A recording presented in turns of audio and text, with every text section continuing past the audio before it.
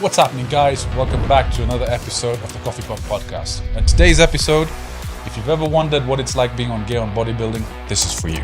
We have a very special guest. His name is Antony Gachau. He's known as the mad scientist in the Kenyan community.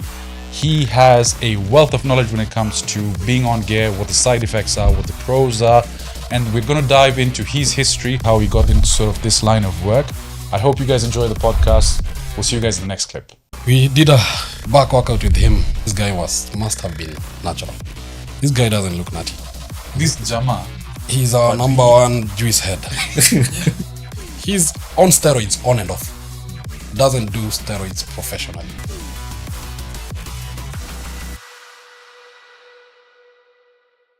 Look around you. Tell me, what do you see? Mimi nikiangalia around, naona 361. The home of fitness / lifestyle apparel. Let us show you what they have in the shop.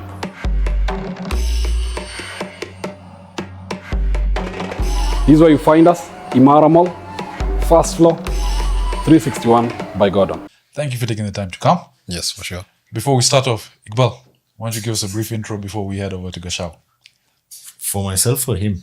You can introduce him as well if you know more about him, but you can tell me about yourself. I'm what Gachau refers to as a creatine gringo. All natural so far. Let's see how this podcast goes and then we can see from there. That's like Gachau, as you're introducing yourself, you've popularized this creatine gringos and nature gringos. I need you to tell me about that as well. Why don't you give me a brief summary of who Gachau is, the mad scientist?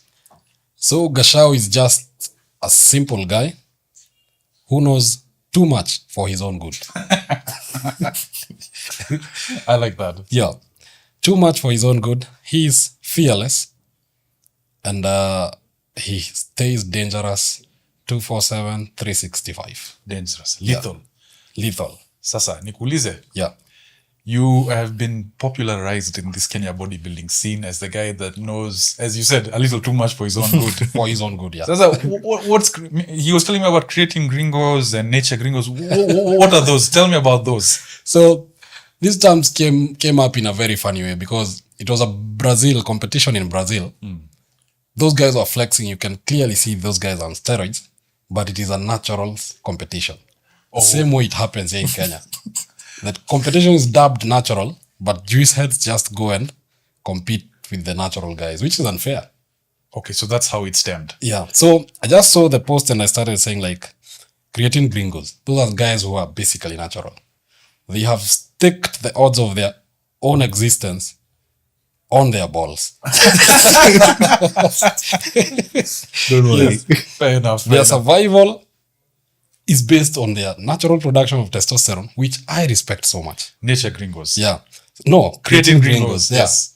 So I normally throw some jokes in here, kidogo hapo hivi. And to be honest, they like it so much.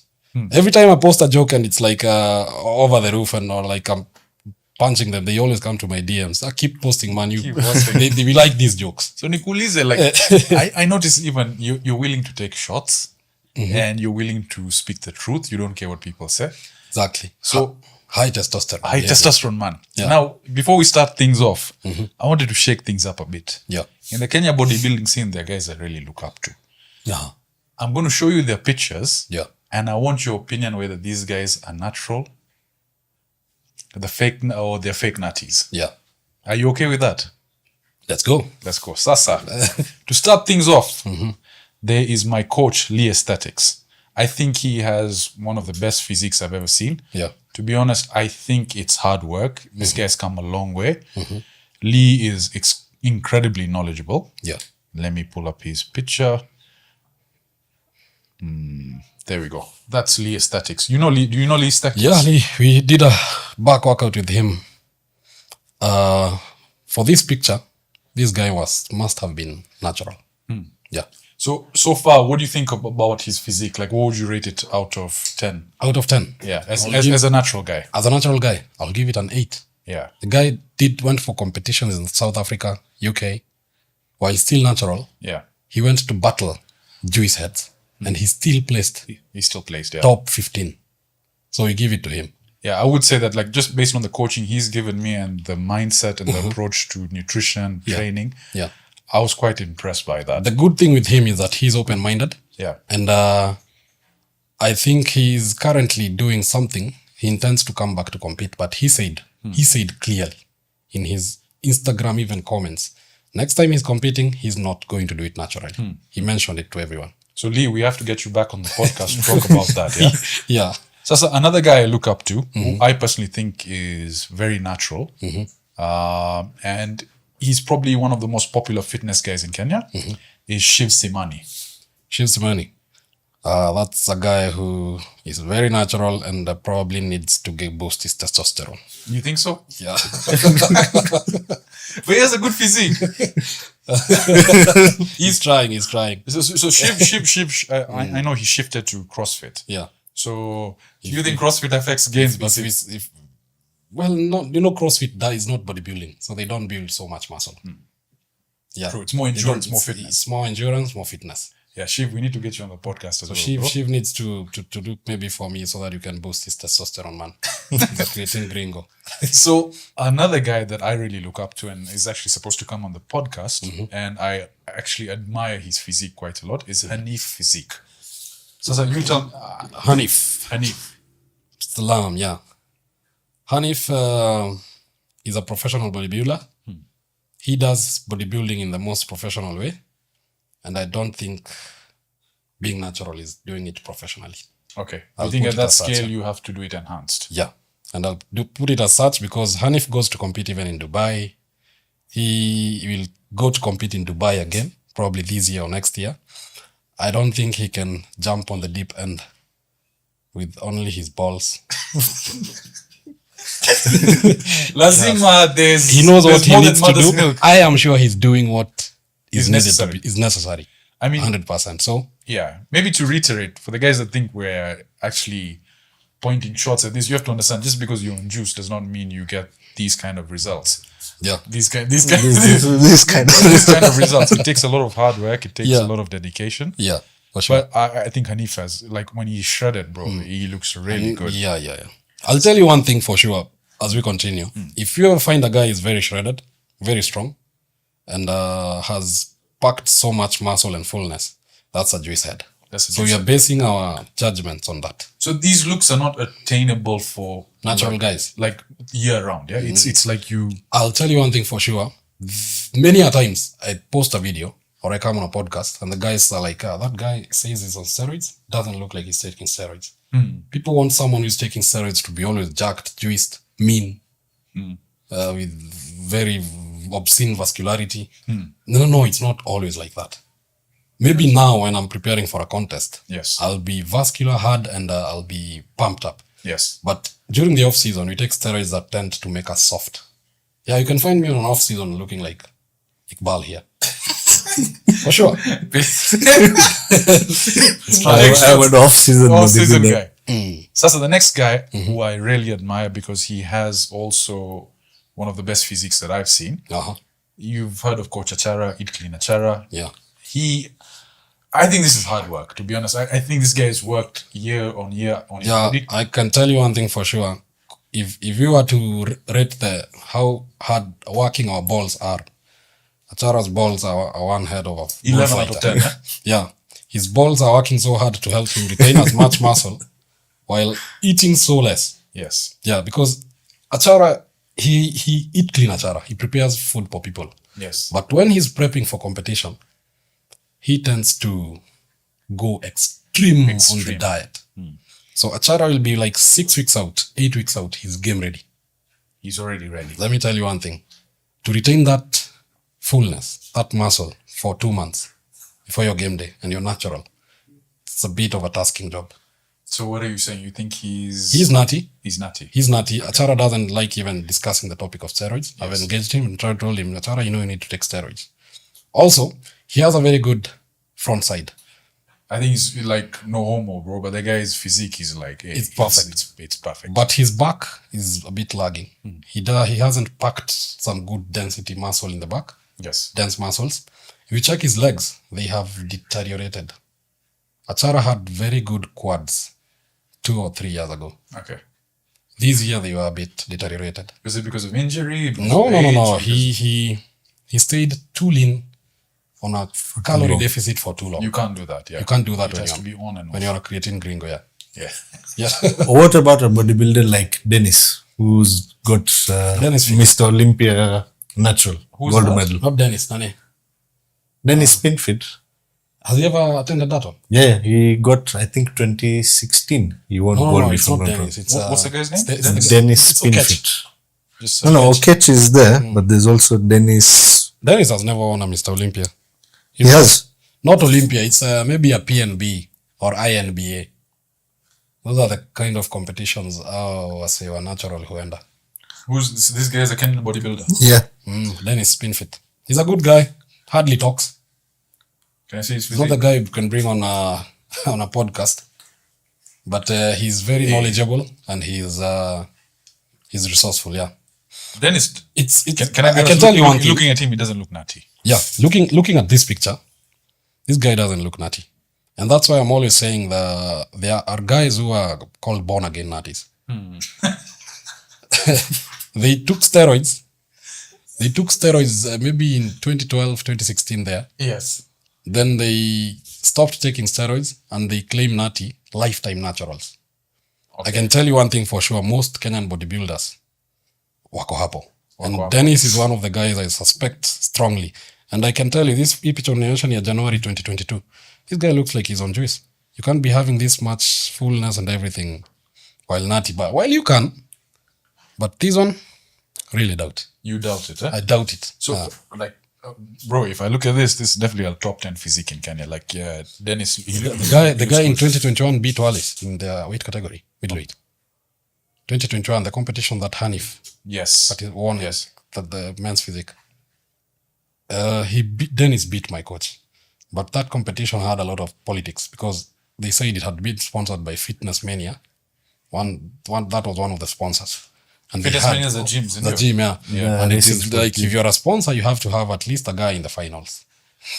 Those things happen, but Those things happen. It's called the bias that you have to fight against. Be so good that you can beat such kind of This is bias. Kenya, bro. Lazima politics in here. Sindio? Yeah. Sasa, moving on, we've got a few more guys. This Jama, I just saw his picture and I was like, what the hell? Yeah. Like, yani, he reminded me of the Predator, you know, in that Arnold Schwarzenegger movie, was chapping Arnold Schwarzenegger. yeah. Sasa, a Jama was chapping Arnold Schwarzenegger. This guy, he goes by the name of Kenyan Muscle. Yeah, Kenyan Muscle, Mustafa. Mustafa doesn't look natural. He's our number one juice head. I think this guy has been on steroids for like 10 years Okay. or more. But does he compete? Does he compete? He's currently in Qatar. Okay. This guy doubles up in bodybuilding competitions. He still goes to Qatar, strongest man, and ranks top 10. And he's a bodybuilder. Really? Yeah? He lifts heavyweights. Has been lifting heavyweights like all his life. Since nimjue, pale 2016. Alikuwa anauzia Celtech na Nitrotech supplements. By then mi nilikuwa creatine green. So he didn't tell you what the real juice was. Well, at some point I remember he tried to tell me. Yeah. But I told him, no, I can't take steroids. And then here we are.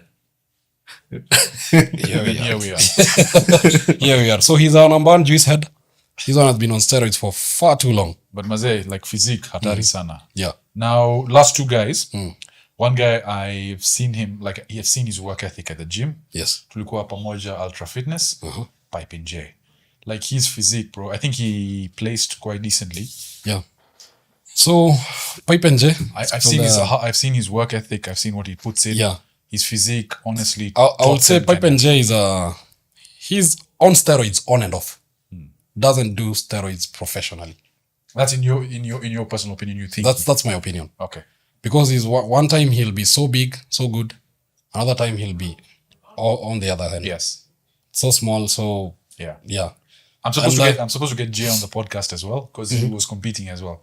So before his next competition, I want to get him on to talk about his prep. Yeah, you just ask him. But in my opinion, Yeah. he does not do steroids professionally. Anaonja. If you know you're doing steroids professionally, you are on juice 247-365. Yeah.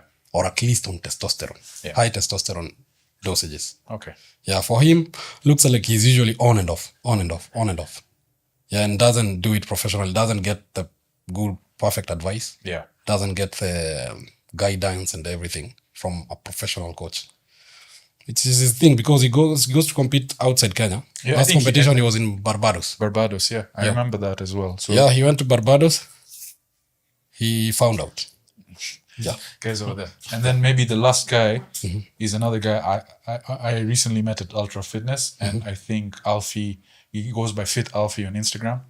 Bro, his physique, his delts, he just looks insane. But I know the guy, his work ethic, he's up at 5, he has a session, then he comes back in the evening for another session. But what do you think? And it's a compliment to him. Like I think he's probably top 10 in terms of how just his genetics. Yeah, I think this is maybe his first or second competition, and he did This decently is well. definitely a juice head. No doubt. But I think he has a problem like me, the quads. Quads are a bit small. I see he has some striated glutes. Bro, the guy was shredded. Man. Yeah. It seems like I know he'll be competing this year. He must be competing. For sure. I think he wants to do more competition. Yeah. Yeah, because the competition is now open. At least he'll show up without fear. And you're competing as well, which we'll talk about. Yeah, for this sure. year. We want to talk about that. Doing my prep every day. Sasa- Even today nimetoka prep. Yeah. A lot of guys will be asking us, well, you're getting Gachau to comment on us. What gives him the expertise? So maybe we could dive into your background. I want to understand where it all started. Where did the love for bodybuilding come? Maybe you could tell us where you grew up, what that was like that led you into this field. Yeah. So I come from a very humble beginning. Yeah. Yes. Raised in Molo. Molo, past Nakuru, you know. Nakuru sides. Yeah. Those are shags, basically. Yes, most of my life nimespend hapo Molo.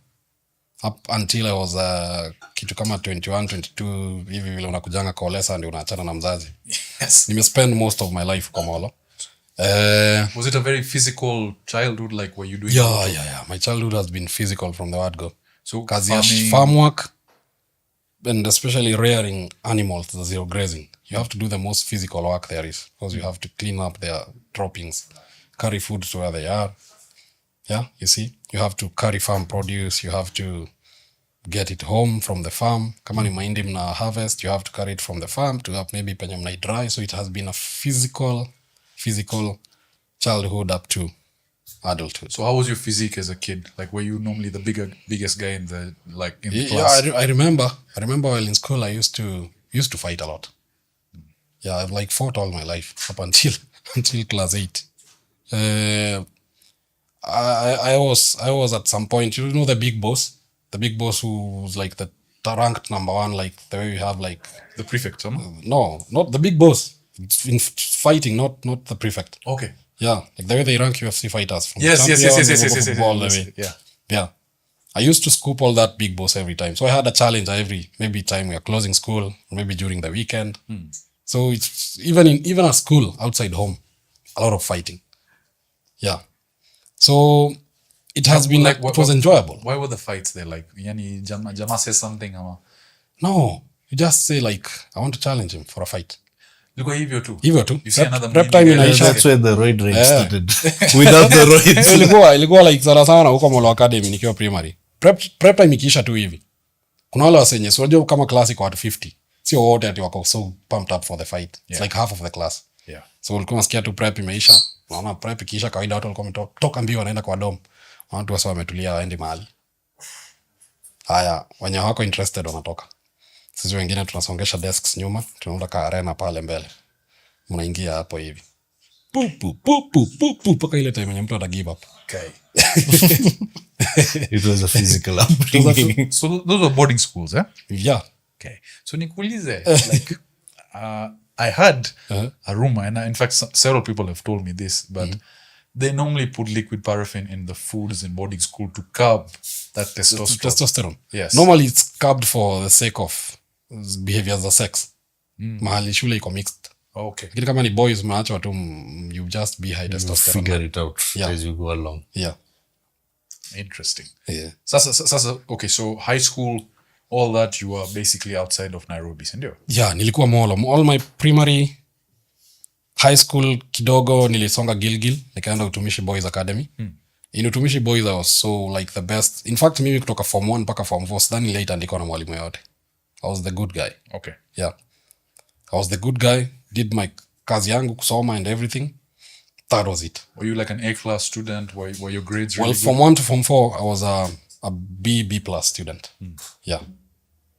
but utumishi nilisoma miaka 5. So ile time nilirudia form 5, that's when I shot to an A class student, A class everything A. Okay. Yeah. So now from that transition into further education for your degree. Yeah, so nikiwa I did my first KCSE in 2010. Kascore B+. Yeah, I forgot, by the way. You how old are you, bro? I'm 30. In 2010, you're doing your KCSE while we were looking for jobs. I must be old. Bro, seriously. And I thought he was much older than us. I thought we were like talking to an elder brother. Yeah, Kumbe, we're talking to a younger brother. It's the other way around. It's the other way. So nikapata B+, yeah, I think 73. Just borderline hapo A-. Kaitwa kazi ya kuwa mwalimu. Angalia hivi, okay, my dad ni mwalimu and I respect that so much. But then nikaona that's not what I want for me. So what did your dad teach? Chemistry and biology. Chemistry, yes. What we are doing right now, sasa. Yes. So nikarudia shule. Vile tu ilitoka hivi results, following day, uniform, nini, nikarudi shule. So watu wameona jamaa amerudi na box na alifanya KCSE hapa last year. Wanachungulia kwa dirisha. Shangaa Antony amekuja kufanya nini hapa. Na wananiona na uniform, nimenyonga tai kila kitu. The principal na my dad were very close friends. So tulirudi tu hivi, kamwambia nataka kurudia. Anataka kurudia? Mlete tu. So just nikarudia, that was it. So time nilirudia hapo, that's when I perfected. Ni kama hapo ndio brain yangu ya chemistry na biology ilifunguka. Because the biology coursework yote ilikuwa kwa fingertips. Chemistry yote ilikuwa kwa fingertips. Everything. Physics, I was not a physics guy sana. But biology and chemistry, that's where everything started up until penye niko sai. Because understanding your body, na hizi mambo za steroids, it's all pharmacology. Yes. It's biochemistry. Yes. And everything. Okay. So hapo ndio ilianzia. So then when you now, okay, I can see the way because if your father was doing it, it's sort of now adapted to you. You sort of got that same. And funny enough, kuna zile tuition tulikuwa tunafanya time umefunga shule. Not tuitions tunye gava Kibaki ilikuja ikabana at some point. Well, that was the only time nilikuwa napata opportunity ya kufunzwa na my dad. Kwa sababu yeye ndiye alikuwa among the teachers wa pale Marymount wenye walikuwa wanafanya hizo tuitions. And he never taught me so much, but the little that he taught me, I guess most of it, he just passed it kwa DNA yake tu. Because the understanding ya chemistry and biology inakuja tu inherently. I don't stress so much. Yeah. Inakuja tu. Hata sasa ukinionyesha concept mpya, nisome tu mara 2 hivi. Nitakuelezea even better than you had understood. Rahisi tu nitaielewa and I never forget. You can easily absorb it. Yeah. I absorb it quick. Okay. Yeah. Okay. So then, were you lifting weights when you were young? What sports were you doing? Well, when I was in high school. How did that bodybuilding? Yeah, ukiwa high school hado fikiri mambo ya bodybuilding. But nikiwa high school, due to the manual labor nilikuwa nafanya nikiwa home. Time ya holiday. I was a bit bigger than the other kids. Okay. Yeah. Okay. I can assume, yeah, because you're doing I was a bit, I'll say I was muscular kuliko watoto wengine. You know the way you look at 16-year-olds, 17-year-olds and look at their muscular structure, unaona? He's a bit muscular kuliko wengine. Yeah, he has like a chest, akona biceps, mgongo. Yeah, and hata kuna shati zilikuwa zina feel a bit tight nikiwa shule. Even those as shati tulikuwa tunaiba here and there. In fact, kuna time, I think time nilirudi na hiyo uniform mpya nilinunua sikumaliza nayo hata wiki 2. But sikuwa ikosa nguo. Ilikuwa inaitwa shopping. You see, I guess because of your size, nobody wanted to say no. Well, ilikuwa inaitwa shopping, unangoja wakati watu wako prep tunaenda na shop shati kama 2 hivi za wiki. Moja yako na moja ya spare. Yes, in Saints, you know, we used to have lost and found. And if you lose something, just go over there. Yeah. So imagine umepoteza nguo na call baba yako na mwambie umepoteza nguo na wewe umerudia shule. What is that? That's childish, man. Yeah. Wewe umeibiwa nguo, si wewe do the necessary. You go and steal from the next person. Not saying you steal, just do the necessary. Just Let's make sure you're covered. Survival of the fittest. Yeah. Tukiwa high school tulikuwa hata I don't know why high school students wanakuwa na very funny characters. You know kuna time tulikuwa tunakata shati hapa. So unavaa sweater throughout. So unavaa kashati kanusu. Unyonga tai yako. Ndio ionekane tu from but time mwalimu amekuja akakuinspect anakuambia buto wali nini. Unapata jamaa amevaa tu kashati nusu hivi. Ndio madness kutoka hapa. Wala very very funny characters. And then tulikuwa tunavaa scarf. Yes. Unavaa scarf unaingiza hapa ndani ya shati ndio shati isichafuke hapa kwa shingo. So you could like wear, I think mimi time nilirudia kuna time nilikuwa tu natoa viatu tu peke yake like for a whole week. Really? Nguo zingine. Okay. Boys will be. Unaenda unalala hata tu nachomoa tu miguu hapo nje. Hata kuna time sikuwa natoa viatu. Nazichomoa tu mwisho wa bed hivi, scarf, blazer, ka blanketi. For ikifika asubuhi prep unaamka unaenda unasoma. But those sides are cold, eh? Yeah. it's a bit ziko extreme na joto mingi kwa baridi mob yeah you know Gilgil weather yake ni weird kwa sababu Gilgil in fact time hakunyeshi hata ile uwanja wa soka tulikuwa tunacheza ilikuwa bare ground no grass no and time kumenyesha kunakuwa green at least kuko sawa and everything yeah you know the army kunakuwa nakonga na army base huko wako na NYS wako na ATPU anti stock theft yeah there's so much police work going huko hivi and hata even shooting range and everything's majeshi yeah there's a shooting range ziko huko hivi kwa sababu it's bare land it's like ni tu hivi milima correct so life in Utumishi Academy was very very interesting naona hiyo ndio life like you can imagine in high school umekimbia miaka 4 huko hakutukua tunatembea you don't walk amka asubuhi 4 by 4:30 unafaa kwa class you don't walk you run you jog all the time jog tea break jog kila mahali jog weekend tu Sunday maybe ulikuwa unapata tunatembea it was a very good experience sababu ile shule ni usikie Utumishi Academy what do you Utumishi kwa wote polisi so it's owned by policemen and the government so yani military like discipline yeah so maybe that's what I guess that's because just knowing you and seeing what you're doing offline you have a very regimented very disciplined approach yeah mimi my life nimekuwa disciplined all along tangu nyumbani a very strict mom a very casual dad lakini ile siku uko na kesi ndio unajua ako strict shule the same thing Molo Academy strictness all over unaona walimu wanakufuatilia hivi wako na wewe tu hapo hivi every time kila wakati high school the same thing so discipline imekuwa like nimejengwa around discipline unajua discipline sio kitu ati unatoa nje like you learn it discipline also has to come from you so hiyo ni kitu nimejengwa nayo tangu nikiwa mtoto which is I guess sometimes because I know you have a son right yeah for sure I mean so do you think those principles that you had growing up as how you did you would apply them to your kids today automatically anajipata tu akiwa disciplined my son anakuanga na schedules zake do you know kama leo ni Saturday ndio yes he knows on Saturday and Sunday huwa anacheza soka those are the only days he gets to play Roblox kwa laptop so kila siku because he's still young 6 years old ajui Monday Tuesday Wednesday ajui hizo siku yes so ataniuliza he goes on to school anajua leo anavanga short trouser maybe t-shirt tracksuit so siku ya tracksuit ikikaribia kimvalisha tracksuit that's when analeta relation unajua kivaa tracksuit leo akilala usiku akiamka asubuhi ni Roblox 2 hours ya Roblox then achana na nini tuende soka yes so he'll either ask me is it today kama leo ni tracksuit day akijua ni tracksuit day anajua following day atacheza Roblox anafurahi sana ama anauliza am I going for football tomorrow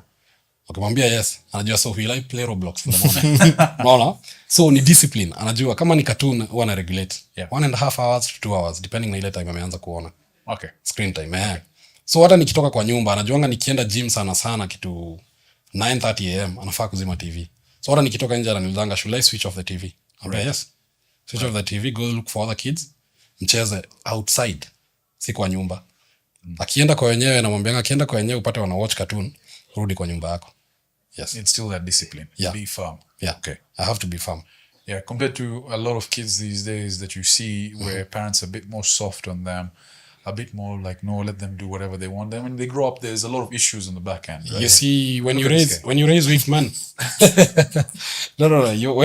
when you raise kids like that bila boundaries you're raising weak men remember you're raising someone who will be someone's husband someone's father so you're raising someone who will be responsible for other people the same way me niko responsible for my wife correct and for my kid correct and the other day tulikuwa tuna have discussion na my wife ana complain ati siko flexible siko nini naambia yes there's no discussion around that just hiyo kubali tu this is the community we're building these are the boundaries we're setting hizi ndio nimeweka it's as simple as that then nikamwambia clearly kama ushaini observe I mostly put rules around how we raise our kid yes and if nasema mtoto alelewe hivi you have to follow because nilimwambia you did a very good job you brought my son to the world then from there I take it over mimi ndio nalea mtoto mimi ndio mzazi from there naona that's how we do it if you are a man if you're a dad you have to be present for the kid 100% because the kid anasikia that ka authority that ka intimidation kuna oversight hapa hivi siwezi misbehave with the mom there's a bit more flexibility but as soon as the dad walks in yeah so with my nephew as well right My nephew he's just come down from UK and I love the guy to bits, and he's growing into his own being. But then you can see how he sukumas the mom's patience at times. So then sometimes when we walk in, he'll just look at us like, okay, do I test this guy? What do I do? So you have to also make those boundaries so they know that there's repercussions to some actions that they do. Correct. You have to sort of have that. Kama mimi, there was a time nilipata mtoto akiona TV mchana. In my house, we don't switch on the TV mchana. Because the problem is, I'm raising a 6-year-old kid. Oh, he's 6, yeah? Sahi, he's a sponge. Whatever anaona ana absorb. Even up on the build around his beliefs, his perception of the world. I don't want him to learn the perception of the world from the TV. Yeah. Let him go listen to birds chirping and throw stones. Maybe aende acheze swing, unaona? Aende waimbe songs na watoto wengine folk songs huko nje. Yeah. Instead of kuangalia TV. You know, when you look at the phone na TV, nika screen hivi. You only see the world from that screen. Yes. You only see the world from this screen ya simu tu hivi. Correct. No. I want my son to see the world wide angle and understand vile ata fit into that world. So nilimpata akiwatch TV. Of course nikakasirika. And akakula kiboko. He does. I whip him. Kuna mahali akijuanga nikitoa belt fulani, hiyo ni vita mbaya sana. Toa belt, kuna vita ya belt, kuna vita ya ruler. Kuna ile vita akiona ni ya belt anajua hii ni kesi kubwa. Kama ni ruler kana gongo hivi tu viboko 5. And nikachukua the power cable ya TV. Nikaweka kwa gari. Nilirandaranda nayo wiki mzima. So no TV. Kid, I don't ground him. Mimi natakanga mtoto atoke nje, sitaki akae kwa nyumba. Yes. Because akikaa kwa nyumba atacheza na toys. Toys hazijengi creativity yake. Hazimuonyeshi what the world looks like, unaona? Correct. I want him to go outside, see a bird, asikie sauti huko nje, ajue yani aweze kurelate vitu. I think because we probably all three of us were raised in a similar way. That's sort of the way we will approach raising our kids, Yeah. I think with daughters you're a bit more careful, with sons you're a bit more. Yeah, with sons you have to be strict. You have to be strict, yeah. Because he's maybe atakuwa president sometime. Maybe atapewa a very big docket. Yeah. Na he has to be a responsible person in charge of other people. No, I agree. That's it. Yeah. So Kaka, now from high school, I'm trying to place this bodybuilding career of yours. Yes. How did you end up here? So how did you end up as a bodybuilder? So the mad scientist in the Kenyan community? So nikitoka high school I was nimeshamaliza high school form 5. I score an A- of 80. I don't know hit A. Because kizungu na geography. I was not so good at them. Hizo ni zile nilikuwa score sasa A-. So mlikuwa mnaongea Kiingereza when growing up? Shule. No. Mimi nikianza shule nilikuwa naongea vernacular. Nikianza nursery school up to maybe class 3. Okay. Yeah. So English you picked up much later? English ni baadaye huko ma class 5, 6. Your English is good, bro. Well, you're a man, you have to evolve. Yeah, let's see. Yeah. So, kitoka high school, saa ni ile niko farm work saa fully. Metoka high school, your dad anajua amekona mwanaume kwa nyumba. So he doesn't worry. Kazi ya shamba, kazi ya ng'ombe, everything. Manage farm work. Tuko na farms kama 3 huko home. Kuna ile niko home na kuna zingine 2 mbali. So I have to manage all of them. Bado unapata mzazi ana lease shamba kwingine, he likes farming. Yeah. So katika hiyo harakati ya kufanya farm work, kumbe nilikuwa napata gains pole. So nika join college, Kenya Polytechnic. Ilikuwa imegeuzwa ikakuwa Technical University of Kenya. Still is. Nimeingia hapo 2013 January. So nimefanya farm work mpaka nimeunga bana. So nimeingia na Kamaso hivi kiasi ikole. Ile ukiangalia vijana bado na uangalia huyu jamaa, he's a bit more muscular kuliko wengine. Correct. Yeah. So tumeingia watu waangalia na umeunga, kwani unachapanga gym? Naambia hapana. What is gym? Yes. Hapo ndio swali ya kwanza ilikujanga, gym. Gym molo unatoa wapi gym kwa molo? Gym ya molo by the way inakuwa na ma flywheels za gari. Na gears. Bro, hizo ni zile gym unaunga pande moja kuliko ile nyingine. Yeah. Still a good one because people still bodybuild hapo. Very hardcore. Yeah. But then nikajiuliza gym, by then nilikuwa naishi hapa nyuma Olenchen, tuko Nairobi West sahi. Na Olenchen kulikuwa tuna weight moja rooftop ya bicep. Na hata niliwahi itumia kama once ama twice. Really? Ni mtu amewacha tu. So that is first semester nikiwa Kenya Poly electrical engineering. Second semester nikahama kutoka Olenchen nikaingia hostel za shule. Now hostel kulikuwa na gym. But the gym was under equipped and overpopulated. A lot of people. Yeah. So there are big guys lifting all the weights. Sisi tunasimama pale kwa corner tuna watch and learn. Then wakitoka ndio saa tunapiga Kenya umetoka kupiga. Umetoka kula dengu, mchele, ukuja una lift weights. Yani even nutrition at that time was non-existent. Bro, you were surviving. Umeingia kwa leo unapewa 1,000 na mzazi wako per week. Yeah. Maybe uko na ujanja zako because before I joined college niliacquire some skills kama kurepair simu, kurepair electronics. Yeah, I remember you mentioned you were hustling on the side as well. Yeah, nilifanya some welding. I have so many skills my dad alinipatia after shule. Yes. So, unapewa 1,000, so uko na 1,000 unafaa ibudgetie the whole week. Yeah. Bado unataka starehe zako, unataka nini? Kwa hiyo 1,000 tu hiyo. So you had to be creative. So ni ufinye pande ya food, ndio uweza maybe kupata kastarehe, maybe usave tu pesa, upitie pale Landmaya, maybe uchukue katisho kashilika 80 bob. Unaona? So that was life then. Very simple, yes, yet challenging to a fresher. Do you miss it? Like, would you want to relive it again? Relive it? Not really, man. It was tough. I've lived a better life, so it was tough. Bro, unaona kutoka hostel la Kenya Poly, zinakonga pale South hapa South B hapo karibu na ile shule inaitwa Kenya Mass Kimsi, Kenya Mass Communication something. Yeah, basically that's what's that hotel, Bombers, next to Bombers, huh? Not Bombers. Unaona ukipitia Mombasa Road karibu na Capital Center. Yes. Hapo nyuma kidogo tu hivi. Hostel liko hapo. On the left side. You know, kutoka hapo you used to walk to school. It was like a 30-minute walk. 20 minutes. 20 to 30. So you can imagine hiyo ni kilomita kaa ngapi? Hiyo ni kilomita kaa 7. You used to walk to and fro. Unaona? Asubuhi tutamkia class asubuhi like 7. By 7:30 uko shule. So we used to walk. Inafika tu time fulani tunatextiana na beshte yangu Roger. Dings Roger is still my very good friend. Still doing bodybuilding. Na tulianza na yeye. But he's a creatine gringo. So you know, why he keeps pointing at me? Yeah, but do you know currently tuna weigh the same weight? Mi niko 95, yako 96 kgs. Currently, but sasa ukiangalia there's hiyo difference kidogo ya some juice head and gringo. Hiyo life ya Kenya Poly haikuwa poa sana kwa sababu tulikuwa tunatoka shule and then tunapata machapati zikipikwa. The first thing ukitoka tu shule ni kuchukua chapati. Na unaketi hapo nje unaona wasa basketball wakicheza then unapanda gym sasa unajua ma heavyweight wametoka. So kazi yetu ilikuwa kupika tu bicep, kifua, maybe back kidogo. Never did a leg day. Never leg day. Leg day sikuwa iguza tangu hiyo 2013 May. Sikuwa iguza ever. Naona? Leg day nilikuja kuichapa 2016. Nilianza bodybuilding 2014 vizuri. 2014, 2015 sikuwa ichapa leg day. Not a single day ya kuchapa mguu. Kwa nasema tunavaa trouser. Mguu haionekani. Kitu inaonekana ni kifua na mkono. So unakaa Johnny Bravo hivi. Bas. But the good things here hatuku gain sana ndio tupate hiyo differentiation. Yeah. But hiyo nilikuja ni regret baadaye kwa sababu now when I started competitive bodybuilding, legs zangu nilikuwa naambiwa zina lag behind. So that's why I've seen you train with a jamaa who yani he pushes you guys. Wallace.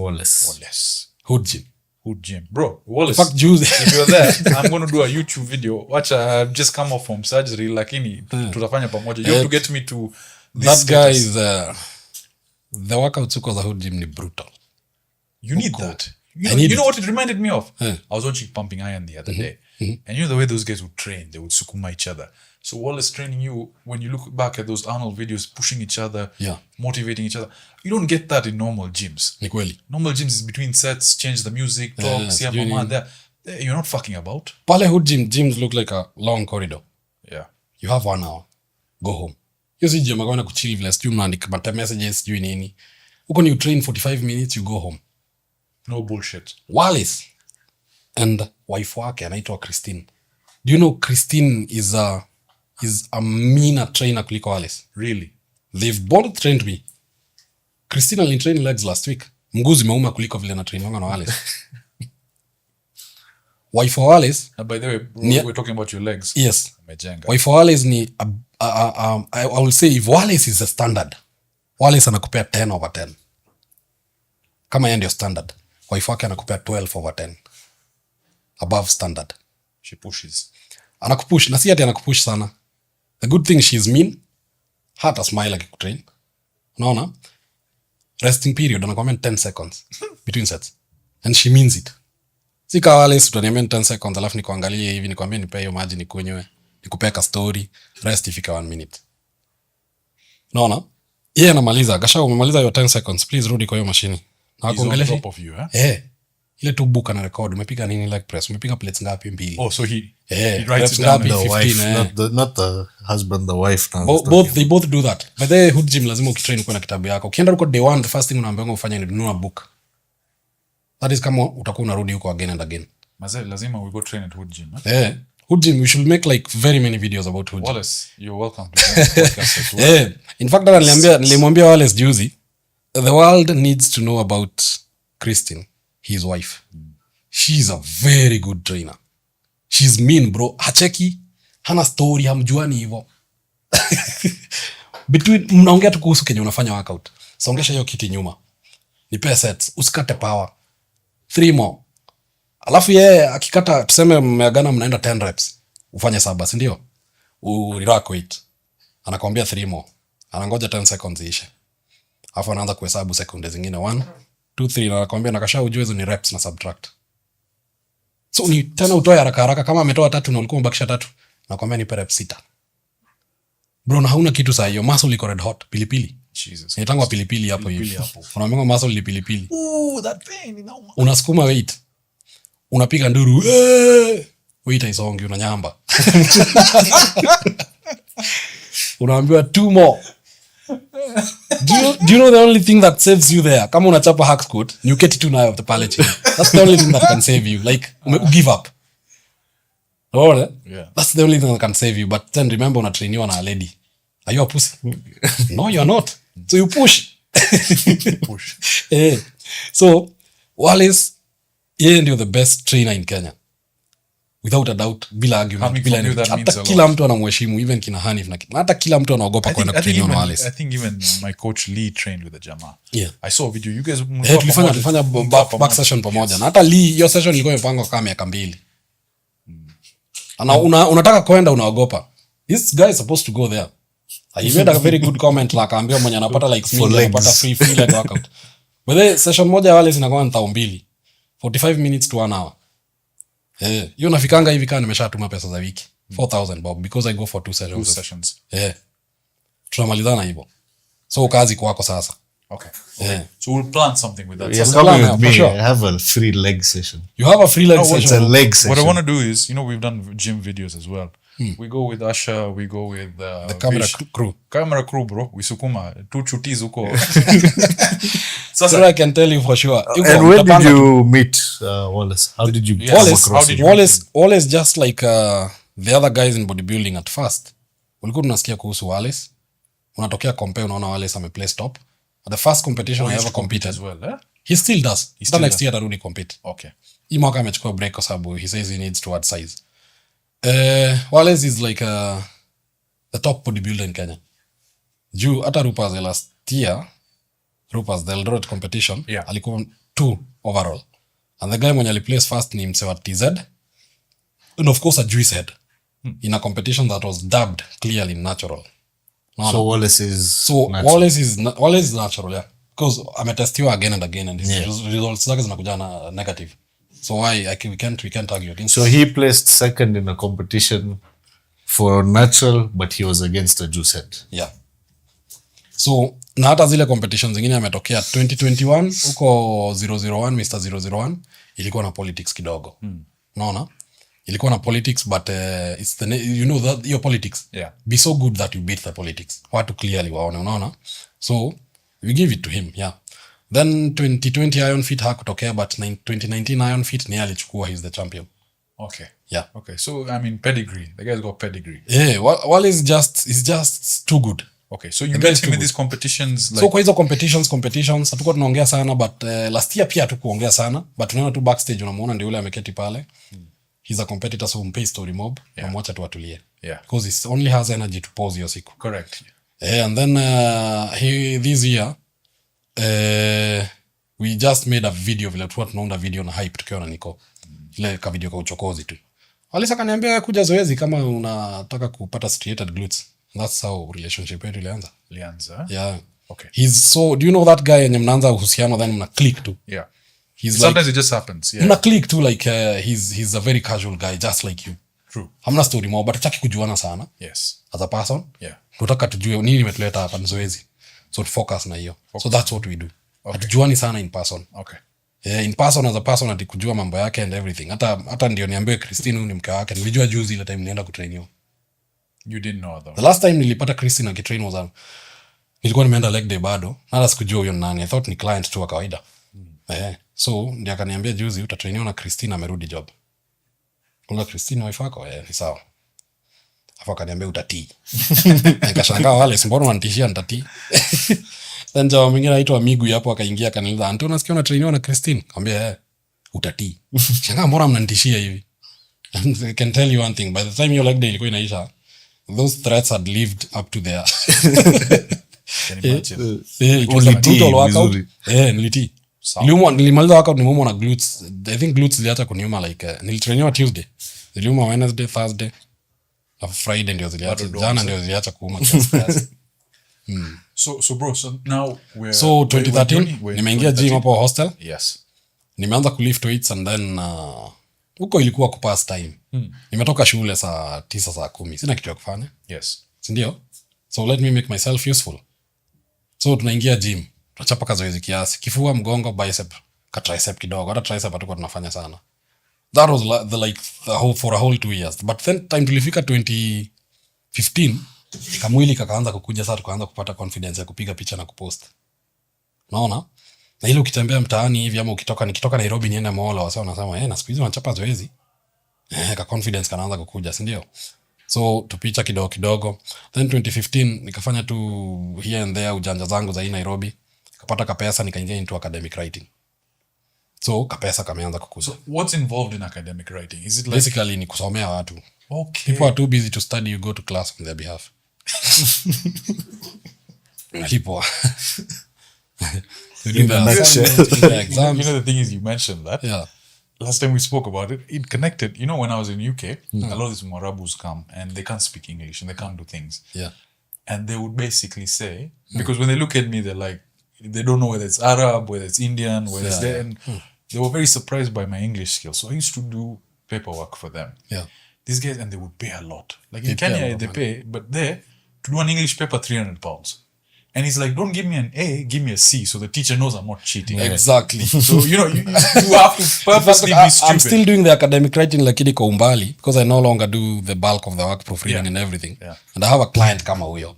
Ananiambia the teacher knows about my difficulty in English, so don't write community college like English. So that's how your English must have improved. yeah, that's where I mastered my skills za English hapo sasa because I had to read English, nijue sentence formulations, nijue everything, nijue tense agreement, faulty parallelism, hizo vitu zote. So it's about different subjects. Well, yeah, there's nursing, there's everything. There's Kila kitu yenye iko kole, hizo course zote ulikuwa na hiyo list yote. But engineering na mathematics we avoid them. So we do is unaweza research online. Correct, which is now you nursing, medicine nini watu wote hao madaktari watibu watu US, si ndio tumewapatia hizo degree. Wanda kutibiwa daktari na si alisoma iPhone. So nimeanza kupata kapesa kaa hivi, nikaambia mzazi, by the way umefanya kazi poa sana. Nilienda nikaitisha mzazi wangu pesa 100,000 nikanunua account moja Uvocop. Mimi nilikuwa na also 100,000 nikanunua ingine, so zilikuwa mbili. Moja hata ikumaliza wiki mbili, yenye nilinunua na pesa za mzazi ikafungwa kwa sababu ya issues za job, lateness, nini hizo vitu zote. But yenye nilinunua na pesa zangu, I remember ilikuwa profile ilikuwa inaitwa Rodney Harrison. Naikumbuka vizuri sana. Hiyo account nilichapisha job. Ikatoka from earning like 30,000 in a month to earning close to 700,000 in a month. And at that time you're still at Polytechnic. Huh? How old were you? Hiyo time nilikuwa Kenya Poly, hiyo nilikuwa 20. Okay. That was 2016 hapo. Seeing that kind of money. I was 23 years. So you've gone from scraping by to now earning 700,000 a month. And now Ile time niliomba tu mzazi 1,100. You know my father is a humble guy, mwalimu. Those guys pesa zao tu imestretchiwa tu. So hata mzazi kukupatia 100,000 time kukolea na kutrust na kuangalia hivi. Where's his money? Anakuona okay. Juzi nilikukamata ukikunywa pombe. Then sasa unataka nikutrust na 1,100. So he was like 50-50 but he decided Alinipea pesa, nilimwambia ukinipea hii pesa sitaitisha pesa tena kutoka kwako ever. And I've never done that. Hata juzi alinitumia 5,000 nikashangaa sana. At the time alinitumia 5,000 very randomly nikashangaa. Nikampigia simu. Kanaona umenitumia pesa uko sawa? Because transactions za M-Pesa sasa zilikuwa zinatoka kwangu zikienda kwa mzazi. It's not the other way around. Yeah. So nimepata pesa, nimehama kutoka hostel 2016. Hapo ndio tulipatana na Mustafa. Our number 1 juice head. Mustafa nimekula Nitrotech na Celtech kutoka kwake. Nilikuwa kula mkebe mzima kila mwezi. Nikichapa gym pale Umoja inako. Natembea tu na kashake kangu tu ka Celtech tu hapo ka orange. So now you're into that regime because you have sasa unatembea na ka vest hivi naona ule msee anamtia kwa sawa. Not a nutrition at that time, I'm assuming. Yeah, I'm good. Now nakutoka gym I can afford fish kila siku, can afford beef. Shida ilikuwa sana nimechapa zoezi, nimechoka sana, saa zingine nalala njaa ama unapika food inaungua. But sasa I had some cash, ningefanya vitu zangu here and there. I can assure you before nitoke kole I had already acquired like 2 or 3 title deeds. Niko na gari. Niko maishi, I'm living my best life. Nikiwa kole nikimaliza kole my last exam. Day ya mwisho exam, that was 31st July. Siwezi sahau, sababu that was the day my son was born. That was the day nilimaliza exam yangu ya mwisho ya kole. Nilitoka exam kama nimeenda kupeleka wife wangu kwa labor kwenda hospitali. Coptic kaenda akajifungua katoia haraka. You know my wife also pia nilimweka kwa workout ile time saa tulikuwa tunajiona kama girlfriend na boyfriend. Yes. Simi nilianza workout 2014. Yeye pia alianza workout around your time. Tukipatana kalikuwa na size yake. By the time tulikuwa tunaenda nini alikuwa amekata like from 86 kgs down to 60, 67, 68 ile inakuwa ideal weight ya women. Yeah. So in fact hata tukienda kuzaa mtoi, it was a blessing kwa sababu tuliingia tu hospitali hivi. Ako tu sawa. Walking hata labor iko maliza 30 minutes. In fact hata akienda hiyo huko kwenye wanazalia huko kwa maternity. Daktari yako mguza hata. In fact walienda kama nakumbuka vizuri, aliniambia alienda akapata ile tenye wana wipe bed ndio nini. In fact bed haiko imaliza kuwipiwa. She just jumped on top of the bed na akazaa mtoto. Kapiga rep moja tu na ikatoka. So my son was in a hurry ya kutoka. Alikuwa in a hurry kidogo. That should be the momentum with life. Exactly. Time unazaliwa hadi uko nini, unaona? And he's still a very jovial guy. He plays soccer Saturday, Sunday. He runs all the time. Yeah. Kwa hadi uliza kwani mtoto ati. Hata mimi mwenyewe namuulizanga kwani hujachoka bana? Nimechoka. But the way the kids move around like Mzema anataka kucheza hadi 10 PM bana. Mwambia I'm old, I'm tired. I get what you mean. So you graduated with which degree then? Bachelor of Engineering. Engineering. Okay. Electrical. That's what you finished Power. the day you graduated. Yeah. So you're actually an engineer by I'm profession. an electrical engineer. Okay. Power option, pande ya Kenya Power. Now you're engineering bodies. Computer engineer. You're a computer engineer? Yeah, our editor hapa hivi ni computer. Ni a single phase and a 3 phase. That's it. By the time hata uko home we have like tuko na kisiagi yetu our own meal ya kutengeneza food ya ng'ombe ile dry. Hizo connections zote kwa tulikuwa tunazifanya na fundi tu, nikiangalia tu, nikisoma everything, operate motors nini. So hizo vitu tukizifanya kwa leka practicals, mimi nilikuwa najua kenye nafanya. Ambia connect a 3-phase motor najua. Connect hii motor hapa hivi itazunguka hivi. Ukiinterchange hizi terminals na change direction ya kunini, unaona? Ukitaka iende full power. Hizo vitu zote nilikuwa najua. You grew up with those skills. Niligrow nazo hapo kwa shamba hazo. Yeah. So Sasa niko na swali kuhusu 3 phase. Mita yangu inakimbianga haraka sana. Ya stima. Si ukuje tu you figure it out. Unatumia units ama unatumia The units hizi unakaa hivi unaona zinapunguka tu. Okay, stima units wali hard sana kuiba by. you want us to get cancelled away? Ingine ndio rahisi kuiba hiyo ya Hiyo tutaongea out of the podcast. But that is me, I'll be honest. Si hata mara moja ama mara mbili nimepatikana home nikiwa nimeiba stima. Na watu wa Kenya Power. So I was notorious for that. I was very notorious for that kwa sababu babangu alikuwa ananiambia mtasiaga chakula ya ng'ombe the whole day. Unaangalia ni kisiagi inatumia motor maybe ya tuseme 25 horsepower. Yeah. Hiyo ni motor mob. Hiyo like 750 volts multiply by 25. Hiyo horsepower moja inakuwa 750.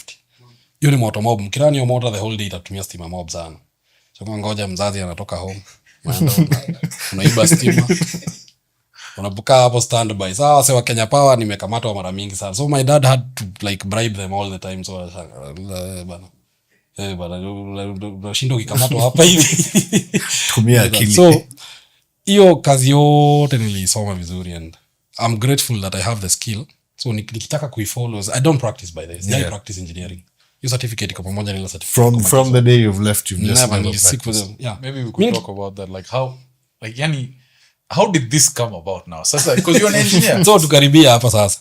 So nimeanza bodybuilding, nimecompete. Nimeanza bodybuilding, nimemaliza kole. Nimepata mtoi, nao nimehama kutoka Umoja nimeenda kuishi Kinoo. Nikiwa na nimetoka function ile nimetoka kwa kina wife kusema ni mimi ndio niko na msichana. Nao wamepata mimba na take responsibility. Yeah. Kirudi home nikapata accident. Unaona? Yes, I remember you. Yeah, na hapa kwa mkono niko na plates mbili. Kuna plate moja iko hii side na kuna plate nyingine inakuanga hapa hivi. Sijai zitoa. Reason being nikizitoa hiyo ni kumaanisha na take a break from the gym and I don't want to do that. Nikatake a break from 2017 No train. December. Sasa niko na That you mind that. Can't. Yeah. 2018 March nikarudi gym. Hata singeweza kulift. So hata nilikuwa nachapa bicep pande moja tu. That has been a problematic kwa sababu up until now my right bicep yangu ya right inakuanga smaller kuliko the left one. Yeah. Yet this one ndio inakuwa na structure better kuliko nyingine. I don't know how that came to be. So 2018 nikafanya German volume training. Hilo unapiga kama 10 workouts 10 sets. Unakaa gym 6 hours 8 hours. Na hiyo nika maintain for a very long time up until nilipatana na wale sasa. So 2019 nika prep Iron Fit. Kana nikanyoroshwa huko hivi prejudging hata siku make. Hata sijui kwa afanye. Naona? So tukasema okay tunanyoroshwa juu watu wanatumia steroids. So tufanye hivi. Tutafute steroids. Hiyo sasa tulikuwa tunaambiana na nani? My good friend Richard Gachau. By then alikuwa trainer ile time easy gyms ilifunguliwa pale TRM. Richard, he's the one. Village Market. Village Yeah, Market. he's even got a very good physique. Yeah? I'm trying to get Richard on the podcast. When it comes to aesthetics, Yeah. he's the face of aesthetics. He's got very good looks. Yeah. Yeah, very good structure. Structure. Yeah. Yeah, and very good On a proportions. YouTube channel as well. So Yeah, he has a YouTube channel. We have done a lot of content na yeye. I think you did a video with And him. he's a very dear friend and huwa tuna grow pamoja na yeye. Akiwa na kitu amelan, tukiwa na nini, he pays international coaches. Unajua international coach unamlipanga kama 28,000 for a 30 minutes call. Richard atalipa hiyo pesa. Alafu akwambia Anto, nataka kukuja kwa hii call, video call. Tufanye sisi wote ndio kama kuna concept sitaelewa vizuri, utairecord to someone and then uta explicate maybe later. Yeah. So we have done that like twice. We borrow concepts from international coaches. Yeah. Richard huwa invest. He's a bit young, I think ako 28 years. Yeah, kwa nyuma yangu na miaka 2. He doesn't mind, yeah? Yeah, he's the only other bodybuilder that is open and vocal about his steroid use. Yes, I think, and I appreciate that about him. Like Yeah, the fact mimi na that he yeye ndio doesn't hide tunaongea openly. But why is there such a taboo around steroids and steroid use? You Because know, someone like William Bonac Huh. has now come out on a video and said he's a lifetime nutty. William Bonner. Well, the thing is, Bullshit. That guy. alitoka kwa ile video alikuwa though ni jamaa alikuwa anaenda kumwala majamaa ubuli wa hawa watu siku ya Ile mtu anakujia nutty or not, anasimama huko anasema lifetime nutty and his bicep is the size of my head. You see, the thing is, watu wanaogopa ni side effects za steroids. For the longest time watu wameambiwa about side effects za steroids. Itakufanya uko infertile, itakufanya system zako zifail, itakumaliza, itakuua, and for the longest time yo naweza itaje si misinformation kwa sababu hizo zinakuanga ni ukweli. If it doesn't happen.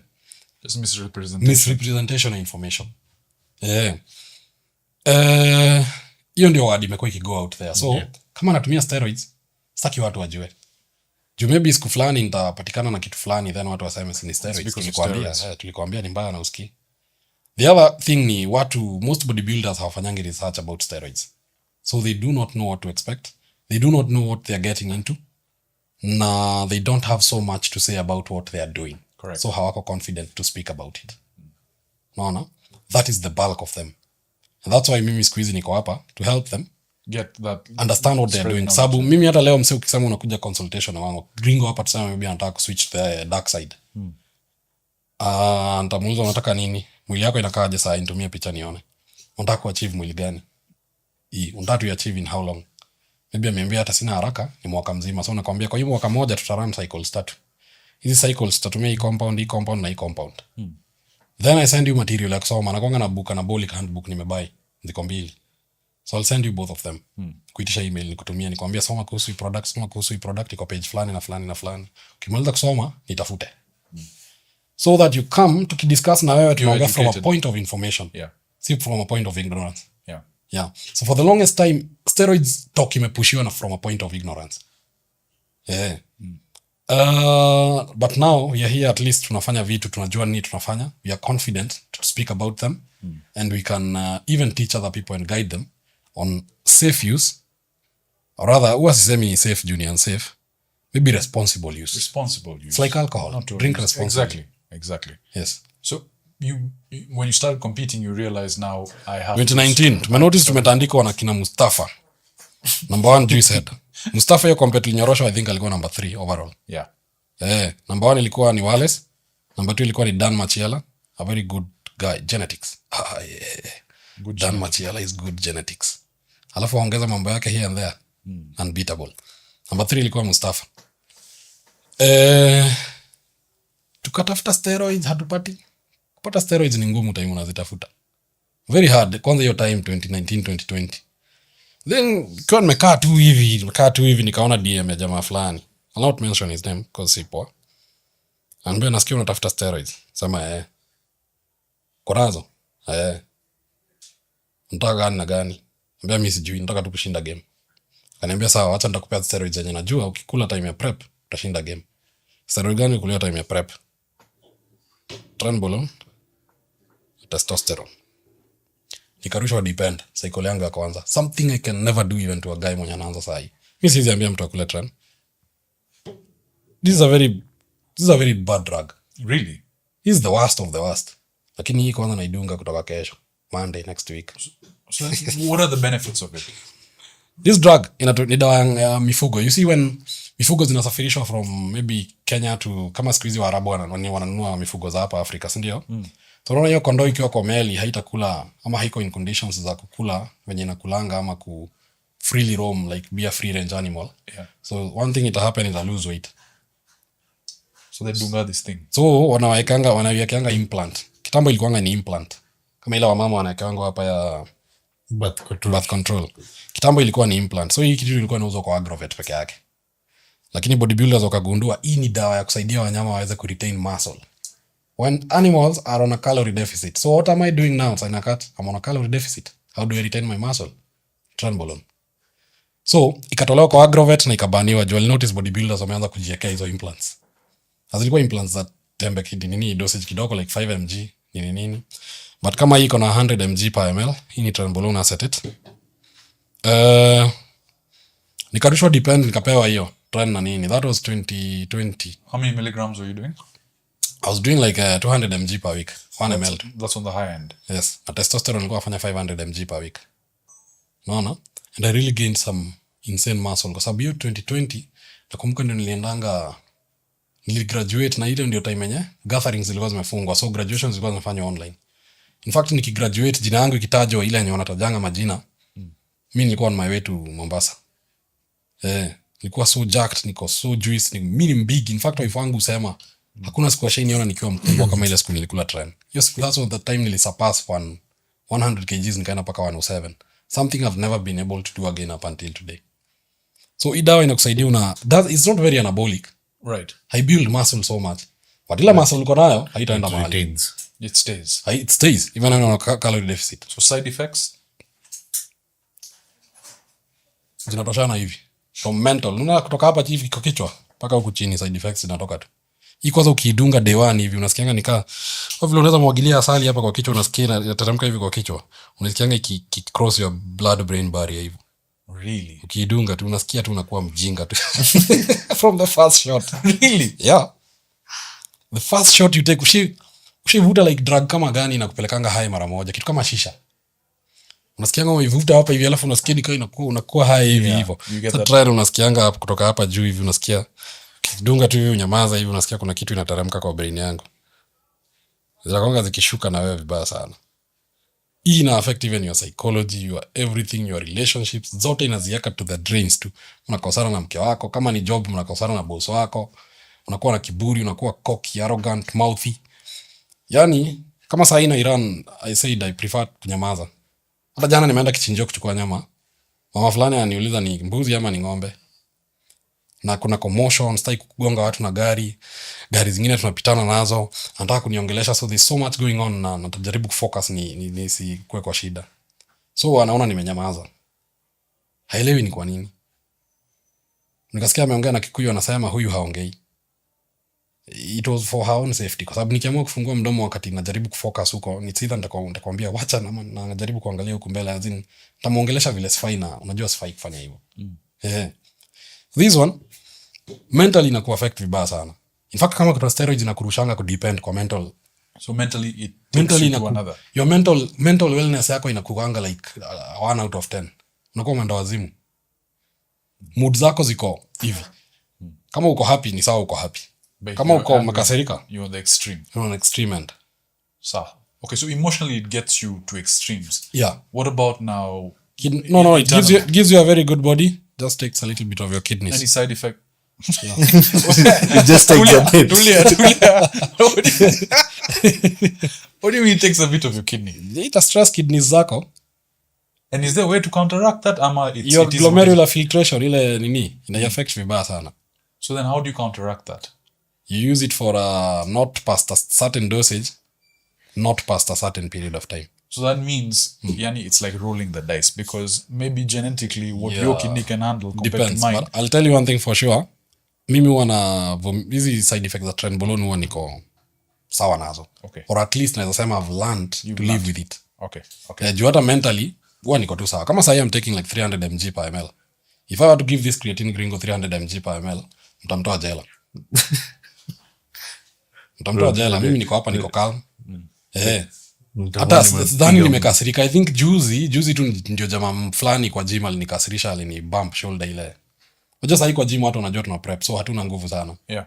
So ile mseto anakuja kama kugonga shoulder hivi ukiwa anawea ile tu kuenjoy. Unajua sasa hiyo una nguvu. Alinikasirisha, lakini mimi natulia tu. If it was this guy ni vita hapo hivi. Vita haina pointless. Yeah. But sasa at some point inakufanyanga unakuwa so nini, unasema kitu and you mean it. Yes. Yeah. You can imagine hii dawa inakuanga 5 times stronger than testosterone. You have to give this gringo testosterone. Kama akona wife, ataanza kuitwa toxic. Hata mimi nilianza kuitwa toxic. Reason being, una enforce boundaries more. Na unakuwa strict kabisa. Kitu yenye hawako wamezoea. Kitu hata wewe huelewi. You don't know what is happening, but vitu zinakukasirisha, and you see, unaona kawaida, maybe kuna watu umezoea vile ulisema, those dads wenye wanaona makosa kwa nyumba lakini hawa correct. Ukiwa on train hakuna makosa inapitanga.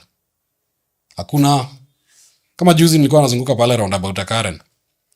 Nafaa kwenda hivi Karen Dagoretti Road hivyo. Napata kijamaa kimemiss roundabout kina reverse. Sasa ninateremsha dirisha yangu namwambia, wewe si uende ukapendukia huko badala ya kupiga ma reverse hapa kwa roundabout. You see? Hiyo ni kitu iniuzu. Ningeenda tu Karen the hub kazi na shughuli, lakini huyu jamaa ananibotha, mbona anavunja makao sheria. So it makes you kuwe more assertive. Now ina enforce even your boundaries sana. It's a very good drug when it comes to ile kazi inafanya, but what it takes away from you if you're not careful, it's too much. It's too much. Yeah. Okay. So then the other one is Hii testosterone. Hii dawa poa sana. In fact, I should give this creatine gringo hapa hivi. Any man, unaona mwanaume yote, hii ni the same na yenye makende yako kwenye kahones zina produce huko chini. Lemba tukwe modest language. So when you take TRT, this in fact what TRT upewa is sustanon. Sustanon is a form of testosterone yenye imemixiwa 4 types of esters. Kuna propionate, phenylpropionate, isocaprate and decanoate. Just make sure ina release haraka na ina stay kwa mwili for a very long time. 10 days. Wesikia decanoate. Deca means 10. So up to the 10th day, you can even pin this thrice in a month na utakuwa sawa. In fact, wale clients wenye wanakuja kuniuliza kuhusu TRT, wanaambia chukua hii sustanon and pin every time there is kuna tarehe 10, tarehe 20 na tarehe 30. Just do 1 ml ama 1.5 ml. Either 250 mg or 350 mg. Okay. Na wanakuanga tu wako sawa, very, very okay. So sasa you basically hopped on those as your first trap. Hiyo ni cycle yangu ya kwanza. Niliipina hapa kwa mguu kwanza karibu na magoti. By day 3 sikuwa naweza hata kutembea ama kufanya leg extension. So I'm learning on the job. and nikianza steroids sikuwa na hii knowledge niko nayo ya steroids sahi. Yeah. So that is what is happening, and that is what makes it a taboo, because tunapewa tu steroids, naambiwa dunga, ukidunga utapata hii mwili na utashinda show, lakini huambiwi hii kitu itakukosesha usingizi, itafanya maybe usweat usiku, itakufanya ukue aggressive, itakupea rage. This trenbolone gives you rage. Hii inakupea hasira, unakuwa na rage. You see rage, you see what I'm talking, nakaa niko na rage. And mimi siko soft kama wewe. You see, when I look at you unaona rage, unaona? Yeah. You see this guy is hayuko like You're focused, you're hyper focused. even the gaze. Unaona the last time tulienda na Richard inakuwa story funny sana kwa I always share stories za Richard kwa sababu yeye anaanga shughuli. Tulifanya huko Alpha Fit. Injection yake ya kwanza Alpha Fit pale Ngong Road. Yes. Richard amenikujia nto. Sasa najua by now ushajua kudunga steroids. Kuja unisaidie. Richard alikuwa dem fulani. I think huyo dem alikuwa demo kutoka tu. Alikuwa client wake ama nikadem tu alikuwa na onja. Siko sure, siko both yani.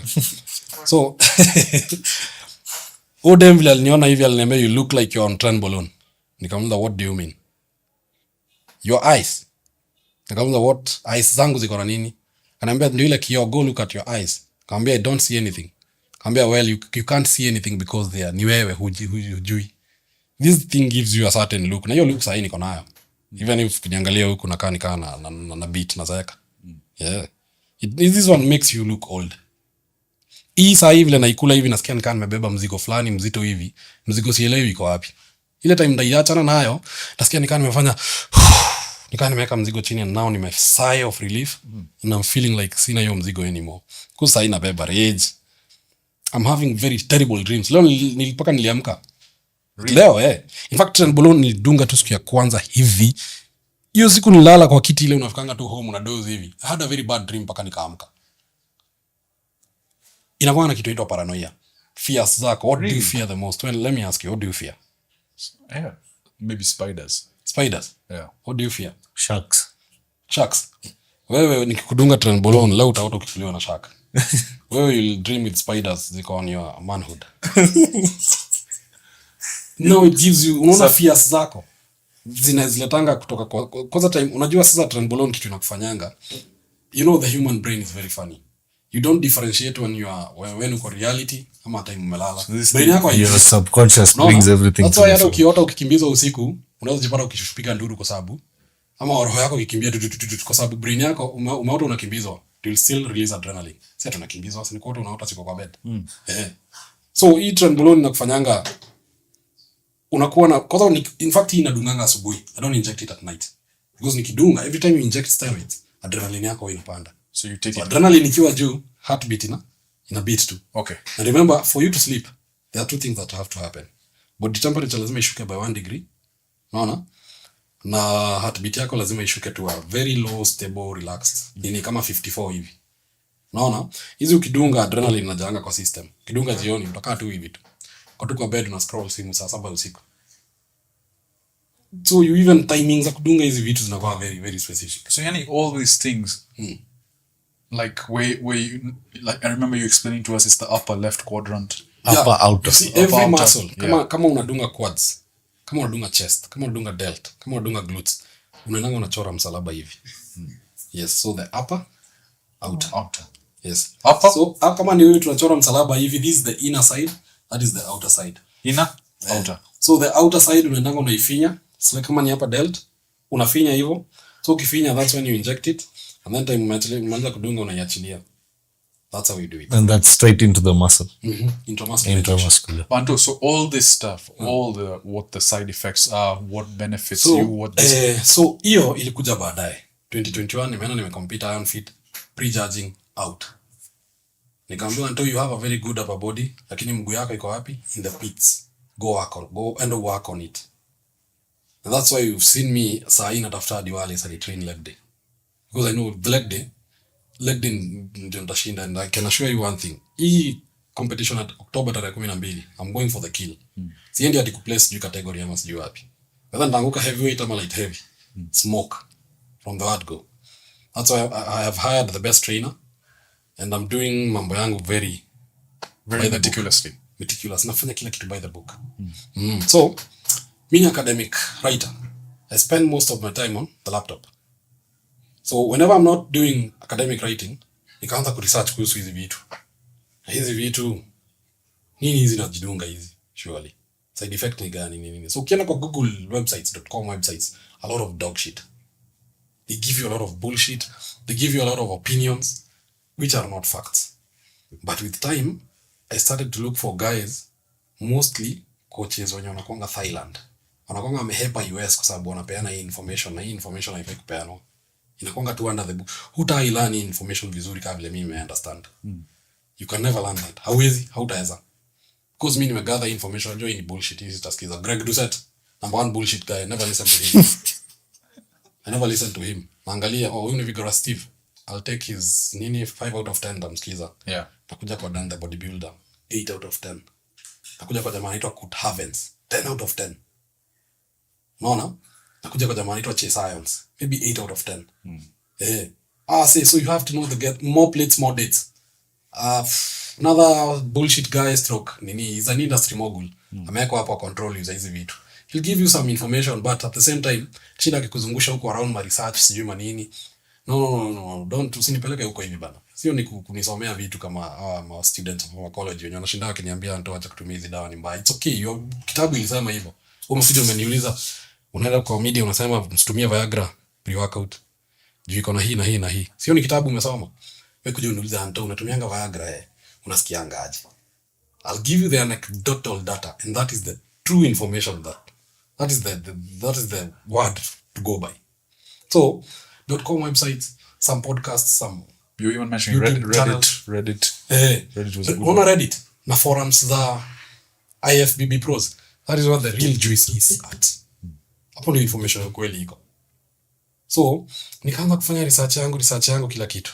Then nikaanza kujiuliza na hizi vitu nitatoa wapi? Kwa sababu hapa Kenya nilikuwa spend even ka cycle kadogo unajipata una spend kama 100,000. Jesus Christ. And what does that involve, that small cycle? 400k. Maybe kama two or three vials za testosterone tatu, maybe za trend mbili, we install here, ka fat burner there and ka hard. It's quite expensive. It's not like buying supplements. Expensive, yeah. It's not like buying supplements. Well, the thing is, steroids, when you look at the shilling, let's talk, wacha tuiseme hivi. The muscle you build per shilling, steroids are not expensive. Bro, mimi nilikuwa naweka budget kama ya 150,000 ya Celtec na Nitrotech kila mwaka. Zile gains nilifanya na cycle moja. Ama cycle ya pili. Nilikuwa nakuja inapita hizo miaka zote nimekula Nitrotech and Celtec. Unaona? And it is that realization yenye nafanyanga ni trash hizi whey protein. Why would I go to supplement my whey protein badala heri nikule nyama na mayai vizuri? That's why I make sure I eat 750 grams of beef ama chicken haina fish. Na naongeza mayai zangu 10. That way najua na hit macros zangu za protein. Hitting your macros, yeah. Utainipata nikula whey protein. Kama Alisa anataka kula whey protein, go ahead and eat it. Yeah. But I'll be as clear as possible. Whey protein to me, I don't count it. It's dog shit. I don't even wasihesabu. Just hit your macros kutoka kwa food. That thing is a supplement. Supplement as you hear it. Right. Your diet has to be 99.99% ndio ikuje. Right. Shida unapatanga hata kama coach wa majuu. Sorry to say hata coach wa Richard. Liona anamhesabia like shake ya protein. Some carbs here and there, speak kama ni oats ama ni cereal. Anahesabu kama mila. I don't know why that happens. Because utapata umeambiwa scoop moja iko na 24 grams. Kwa hiyo 24 grams ya whey protein utaabsorb only like 2.84 grams. Bro, 2.84 grams unapata kutoka kwa mayai moja. So will you rather go for that one egg ama utaenda kwa hii scoop ya go for whole foods instead? Go for the egg. Yeah. Unaona? So huwa naangalia bioavailability ya food, bioavailability ya supplements and everything, then naona hiyo dog shit. So steroids, the way they work, basically steroids ni hormones. And most of these hormones zenye testosterone is the parent hormone. Talking of the types of steroids, kuna testosterone derivatives, Yeah. na kuna derivatives za dihydrotestosterone. Zinakuwa classified as those. And then kuna 19 NOR compounds. Kama hii testosterone, trenbolone 19 NOR compound. It's a derivative of nandrolone. Yeah. Nandrolone is steroid that una produce kwa mwili yako in very small amounts. So derivatives of testosterone ni kama dianabol, boldenone, halotestin. They are just forms of testosterone. Correct. Yeah. Testosterone, you produce it in your balls. What are these other bottles that you have over there? E now ni masteron. This is silicombine in testosterone, it's testosterone. Yeah. Now the masteron, the dihydrotestosterone, the active form of testosterone. Okay. This is what makes you a man. Deep voice, broad shoulders, big chest. No. Yeah. This is the dihydrotestosterone. It's merely haiko anabolic. It doesn't build so much muscle. Kwa sababu kwa muscle inakuanga reduced na some. So why do people take it then? It makes you a man. Angalia men and women. So if you're losing Sisi hair, wanaume tuko muscles zetu ziko hard. Yeah. Toki angalia gringo. Muscles zake ziko hard. But for a lady utapata unafanya hivi unapiga hivi inatingika kutoka asubuhi mpaka jioni. Hawana hard muscles because they don't have this dihydrotestosterone. okay. Unaona? So even ladies take that who are in bodybuilding. Yeah, they abuse a lot of testosterone. Wewe si uangalie tu page zao ataenda kuonyesha picha zao baadaye. They abuse testosterone vibaya sana. But they transform wanakaa wanaume. So hii masteron kama sasa inaitumia for contest for one thing. One thing peke yake. Ku harden muscles zangu. It's a very good muscle harden. So you have the full look when you're shredded, huh? I have the freaky look. Yes. No. Yeah, the freaky look. Shredding ndaifanya na diet. Just calorie deficit na low fat diet, low carb diet, high protein diet, you itani shred, itanibanisha fat. But then you can burn fat na bado ubaki soft. Hii ndio ina harden. Trenbolone will still harden me. But I'm looking for this one. Niweze ku retain ile muscle niko nayo. Okay.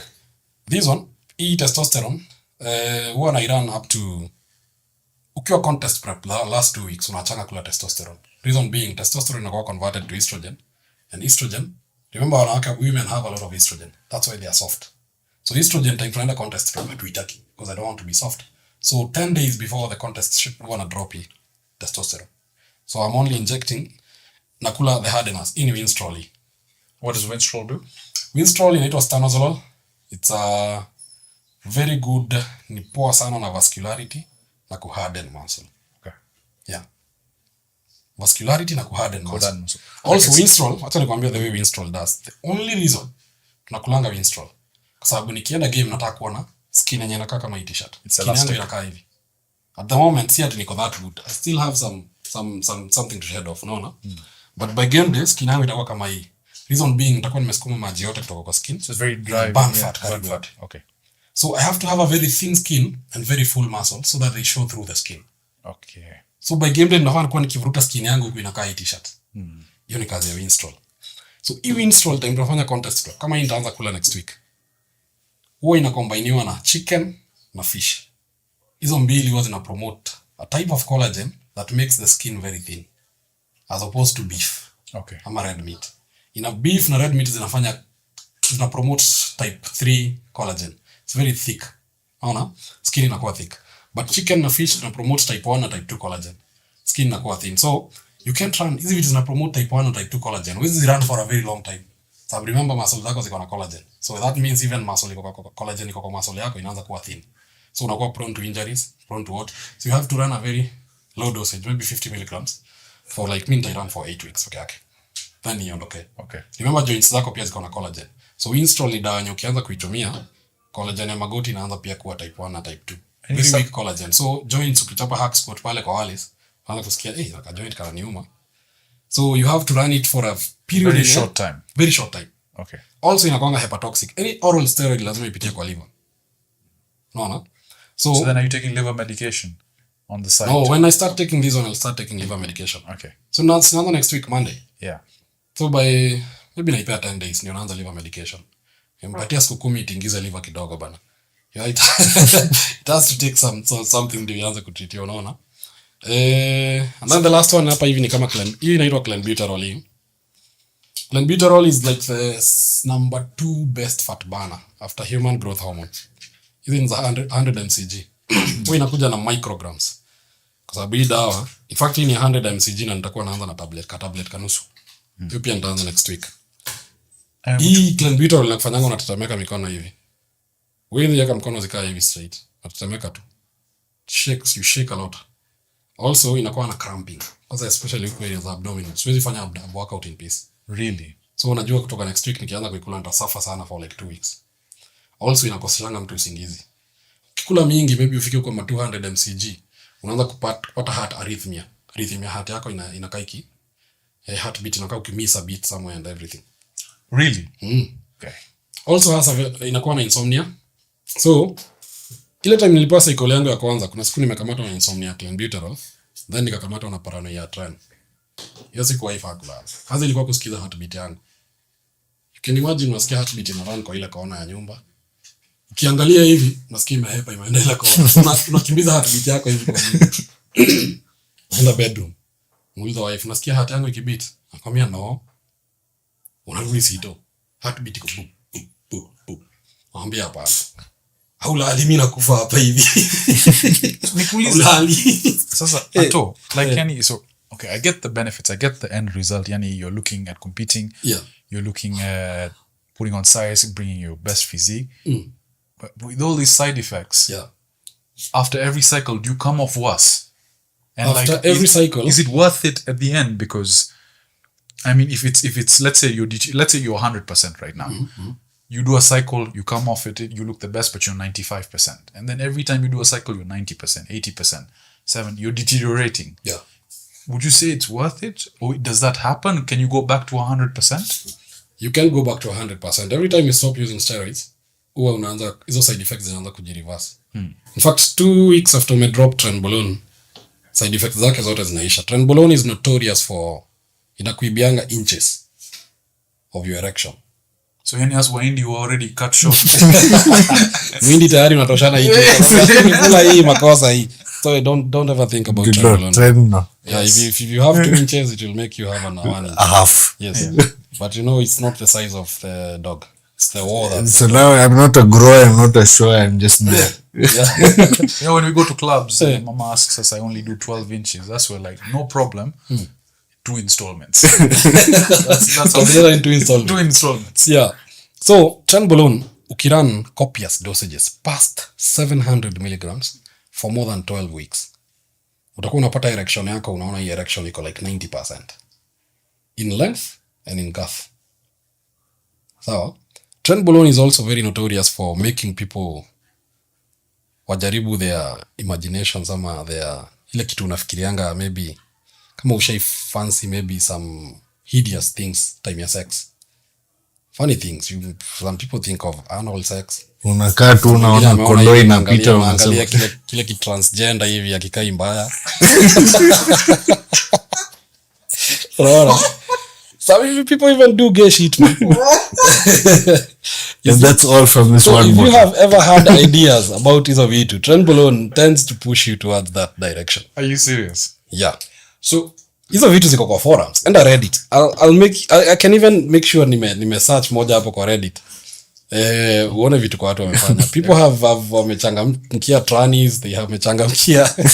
Anto. Yes. So yani, I can clearly tell you've done your research, you've done a lot of So work. much, bro. So is this your full-time career now, educating people, like working with people? Yes. On this, you've transitioned now from academic I'll tell you one thing. Naona ile time ya vita ya Ukraine na Russia. Yeah. Ile time ilikuwa imechacha. Pale 2022 mwisho, 2023 hapo Januari. Ilikuwa Rupas, the gym huko Eldoret. Ilikuwa napiga leg press. Tulikuwa na jamaa anaitwa Junior Litali anapiga dozi yake ya legs na mimi niko hapo. Junior Litali is the current champion wa Rupas wa classic physique. Okay. The guy is so good. So good, very aesthetic and very very majestic. Nikipiga leg press hivi nikaamua tu nichukue simu niangalie emails. So unajua nilikuwa naangalia emails za job. Ile email nilipata nayo kwanza ni ya kufungiwa account ya academic writing. Hiyo account ilikuwa inategemewa na almost 10 guys. Really? Yeah. Every 2 weeks hatukuwa tunakosa kufukunda hata. There's some time kwa high season. 2 weeks tulikuwa tuna clock 1 million. Bob. So you share the money among stars. So every time niliambia account imefungwa, I was like, do you see job imeisha? Yeah. Job yenye unajua 2 weeks unapata 1 million and I take like half that cut. Half ni yangu because I'm the owner of the account. And umeambiwa imeisha and you're like, I was so casual. Niliendelea tu na zoezi yangu. By then ndio nikuja kuharibu kazi paka nifungiwe account. I was tired. Alafu unaona academic writing sio ile kitu unataka kufanya for the rest of your life. Yeah, it's You know there's that thing in okay, it's giving you good money, giving you a very good life. but money is not everything at the end. But money, by the end of the day, money is your killer. By the way, kama kuna mtu anaonanga money ni meaningless, ni mimi. I tell that to my wife every time. Money is meaningless, it will always come, it will always go. But we unabaki hapa relationships, let's focus on the relationships. So unga imekatwa, kwa naishi Lavington. Unaona? Unga imekatwa, nishaanza kustrategize vile nitahama. Shapigia landlord. By the way, naona agreement yetu inasema lazima nilipe rent ya miezi 2. Ndio nakupea notice, kamlipa rent ya miezi 2, akamwambia nitahama. Huyu fala haja nirudishie hata deposit yangu hadi leo 130,000. Ndamtafuta tena ile siku nitampata hivi. Huyu lazima akule coffee. Because I'm fan jipigisha monologue kwa simu. There's nothing I hate as double texting. So nimehama, nimeacha academic writing, so clueless, but I now had knowledge hizi vitu. Na nilikuwa nazitumia and I was so open about it. Open ile kidogo hivi. So use time sikuwa open sana. Nikakaa chini hivi, ile ulikuwa umezoea unakaa paka saa 7 ya usiku unafanya kazi, unaamkia kazi asubuhi, unashinda kwa laptop. So yuko jobless mzee. So the only thing that is hitting my mind ni worry. I have a wife, I have a son. I have bills to pay. Nilikuwa tumetoka kununua hiyo gari yangu. So sikuwa na do. I spend all my money kubuy gari.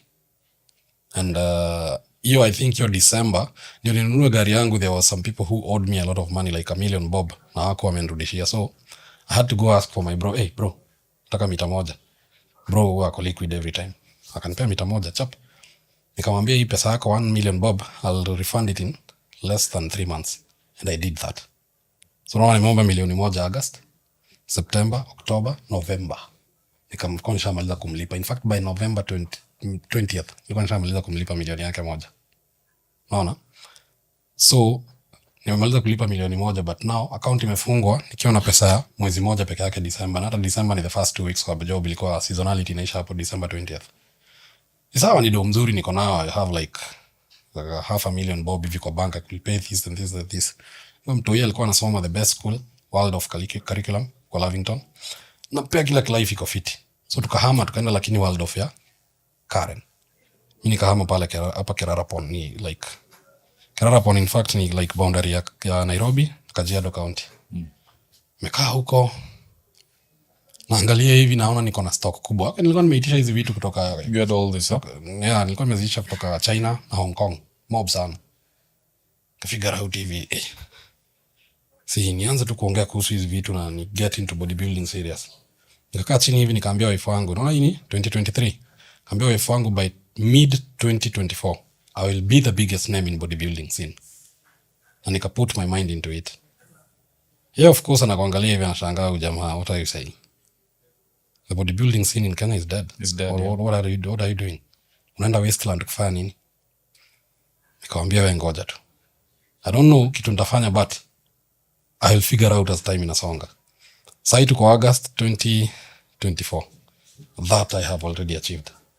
I have started the bodybuilding industry enough to bring in back some life into it. Correct. Yeah.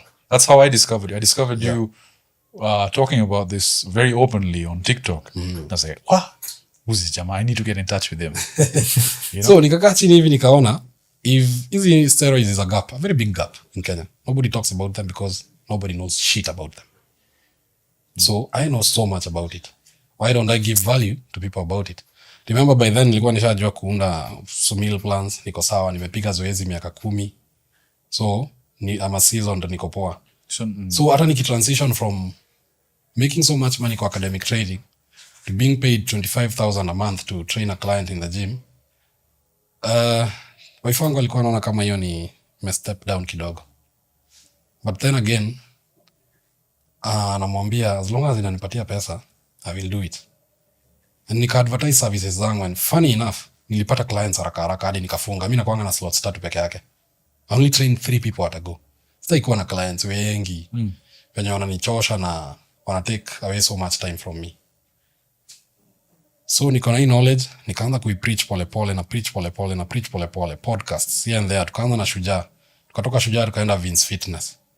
Watu wakaanza kushangana, ni huyu jamaa anaelewa biochemistry ya mwili hivi vizuri hivi. Anaelewa clinical methodology vizuri hivi. Watu wakaanza kuwa curious. So Twitter pia nikaanza kupiga kelele. The good thing with Twitter, if you belong to some clique, ama unajiona na clique fulani, mimi nilikuwa najiona na clique inaitwa Chokora Twitter. Chokora Twitter by then ilikuwa imechukua ni kama gang imeingia hivi, imechukua kuna Twitter wale majamaa walikuwa na cool kid wanachukua contracts za kina Safaricom, za kina nani wa marketing, wakuna do. Chokora Twitter ikakuja ika take over na walikuwa mabishti zangu. So nikajua nitakuwa naunda videos zangu za workout na post huko hivi na advertise training, meal plans and everything, and until today wanafanya hiyo kazi. So I'll make a meal plan for someone, a workout routine, I'll do personal training. Kama sasa niko na client mmoja, if I were to take you as my client na kufanya personal training, na kupeanga miezi ngapi? 3 days. 3. Make most use of them, kwa sababu nakwambia after miezi 3 you are out. You're slot wachia mtu mwingine. So 3-month rotation. 3 months you're out. From there you have to have learned enough. Sababu mimi na training ni kufunza vitu. Methodology ya training, methodology ya dieting na kila kitu. So nimeanza kutrain watu, nimeanza kuongea kuhusu nini. Sasa tumefika mahali paka tumeenda strongman competition last year. Nikapatana na editor. Na huko napita tu. Au jamaa vile anatamani hii. Mimi niko na swali. Ask. Endelea. The flow. Let it. Yeah. Okay. So basi yani you're in this full time now. Hii sahi ni job yangu. Nafanya consultations za wasee za enhancement. I really like pande ya enhancement. You know one thing everybody, any trainer can do. Hata wa gringo hapa hivi. Sahi tukimpea msemo nyako green na mambo ya workout utamchapisha zoezi fiti and he'll make money. Reason being he has enough experience in the gym, he can do that. Yeah. So anybody can do that. But when it comes to this, Not everyone can do that. not everybody can give you value na pale. So on that topic, Yes. I did my blood work. I did my blood Yeah, panels. remember I have your blood work here. I sent it to you. Yes. Now, if I wanted to get on gear, all right, Yeah. in the most safest Safe. way where I don't lose my hair and what little and the little inches I have, and you already, wind is, we'll say, Najikubali yani. yeah, It's you know okay. the thing is we make it work. Yeah. Like in mimi si mbaya. I'll say it's not too bad. So I want to get into it where side effects are minimal, gains are maximum. Yeah. With my blood work, what would you recommend I get on? So If I were to work with you. scrolling through your blood work, after result ya testosterone, sex hormone binding globulin, that's one of very good test tulifanya. This is, by the way, Lee recommended I do this, yeah? ESHBG, nakwanga SHBG ni molecule yenye nakwanga it's very not very friendly to us when tunatumia steroids. Yeah. Kwa sababu ina bind na hizi hormones. Unadunga testosterone, Yeah. it's a free molecule, ina bind nayo as a receptor. So ina bind na haiitumii, haiambii mwili yako either ikuwe anabolic ama ikuwe na high libido. So inakaa ni kama ina bind na inaipeleka to wasteland. So ESHBG, one of the molecules zenye ina competing nayo ni masteron. That's why one of the reason nadunga hii. So that masteron ita keep your SHBG very busy. Very busy. Because it has high affinity for DHT. While testosterone na trenbolone sasa zitapata time yake. Ni kama mmeenda mahali vita, mnatuma soldiers 5 wakipa enemy busy, wengine wanapita wanaenda kukonka. So that's it. So SHBG yako kwanza iko poa. Do you know blood work yako? It was extremely so normal. I've never seen a blood work so normal. So normal. Values zote ziko tu n hivyo. Nikateremka testosterone total nikaona uko na 5.54 nanograms per milliliter. And how na is unafaa kuwa range inafaa kuwa 2.49 up to 8.36 na uko na 5.5. So it's in the... So you are in the upper 2/3. Okay. Nini. So for talking about need basis, you don't need this. But maybe you want to. Unaona? Yeah. We don't need. None of this is need. But yani, is all I want. I don't want that bodybuilder look. Yeah. I want that fitness model look. You know So, what I mean? yeah. So what I will say, blood work yako iko perfect. So if I were to advise you, ningekwambia, okay, maybe we want to burn more fat and retain as much muscle as we can. Of course, retain muscle sita kutuma kwa trenbolone. I know you have a very good, loving family. I don't want you to be a jerk in your family. So, testosterone, sustanon, injected once a week, 1.5 ml. That is 350 mg. And maybe niku recommendie a good dryer, a beginner dryer kama Anava. Dryer inamaanisha yani Dryer ni kumaanisha kama mimi vile nakula dryers kama hii Winstrol. Inasukuma maji kutoka kwa skin, inaisukuma ndani ya muscle. Also inanipea some vascularity and also gives me, when my body ina burn fat, inanipatia those aesthetics. So Anava is one of the steroids. It's almost risk free. Okay. Inaambiwa Anava hata lipid profile yako iguzi. Lipid profile ndio inafanyanga wa bodybuilder by the end of the day wakuja kufa na heart attack na stroke. Lipid profile iguzi. After Anava, yenye inakuanga juu yake kidogo inaitwa turinabol. A very underrated steroid. Yet, I always make recommendations for it hapa Kenya unaipatanga na 40 milligrams. Inakuja tu na mkebe kama hii. 40 milligrams. A very good dosage per day. 40 kila siku. If ni msee kama gringo hapa hivi. Our 2-inch low testosterone hapa hivi. Bro, by the way, hata mimi niko na 2-inch. Sahi, lakini ukimaliza hii. Nikimaliza na itafuka. So, for him, already yeye hayuko ako albeit lean. Sindio? So, nikitaka yeye apate ka hardness na ka vascularity nampea Winstrol sasa. Namwambia Winstrol 50 milligrams to run cycle ya 100 tablets. That's 14 weeks. Sindio? Base, tunaweka testosterone. Anytime you're running a steroid cycle, you have to put testosterone as a base. Yeah. Reason being, ukianza kudunga hii testosterone, huwa ina shut down your natural production of testosterone. So remember, that means you're on it for life? No. Ukidrop, kuna kitu inaitwa post-cycle therapy. You can restore your natural production of testosterone. Okay. So for the PCT, kuna wafanyanga HCG na clomiphene. Clomid hizo ndawa ya fertility. HCG bado ndawa ya fertility. So they just restore your natural production of testosterone. So I'm working to popularize another one inaitwa Kispeptin 10, peptide kama HCG. Sasa hiyo ni kama clomiphene. You know HCG huwa ina trigger tu production ya testosterone hapo kwa testicles to direct. But hiyo signal inafaa itoke hapa kwa brain. So hiyo kutoka kwa brain inafanyangwa na hiyo clomiphene. But clomiphene is not so good kwa sababu iko na side effects funny kama impatience. Okay. So agitatory anxiety. So yani we will just start with the basic test. So wewe test na anava. And how long will we do that? Maybe sasa juu tunataka kufanya fat burning. Yeah. Nitakwambia kule clenbuterol. Fat burner stack yenye utatumia wewe ni clenbuterol. Metformin to sensitize you to insulin. Metformin watu wa diabetes. Diabetes, yeah. Na ukule levothyroxine. Hiyo ni T3 hormone ina produce yonga na gland iko hapa nyuma ya hii vocal cords zako. Okay. Yeah, ina boost your metabolism. Thyroid gland. Yeah. So metformin, levothyroxine, clenbuterol. Na ufanye testosterone na anavan. That will be a very good cycle for you. Ni cycle tunaweza run mwaka mzima. Maybe the levothyroxine ndio tunaweza kuwa tukikula tukiacha ndio metabolism yako iende hivi on and off. Potential side effects? High libido. Is that a good thing? I don't think he's lacking in that area. He's not cut to have high libido. No, he's not lacking in that area. He's good. Yeah. We need half. Unaona if there is a hormone that your body is familiar with, it's testosterone. So this is a very Let me ask you a question now. When I go for TRT, this is what generally. Yeah. Now my question is, Yeah. as an 8-year-old in America and UK, if I'm a girl and I now identify as a male, I can go to the doctor and they can inject me this. Wanapewango hizi. Unaona hii wenda wazimia Lakini as a man who wants to now become more of a man, yes. I have to get a doctor's prescription. Exactly. I have to first go and prove that I'm is what chemically lacking in testosterone for me to get. That's a very good question, Nauliza. You see, governments zinajua how good steroids are. They will always suppress that information. That's why nimekwambia all the good guys wa steroids when you wanna preach the Jewish information. What wali hepea Thailand. Kwa sababu huko unapata free gear, cheap gear, legit gear pharma grade. Now you can unaweza ongea vile unataka na hakuna mtu atakulimit.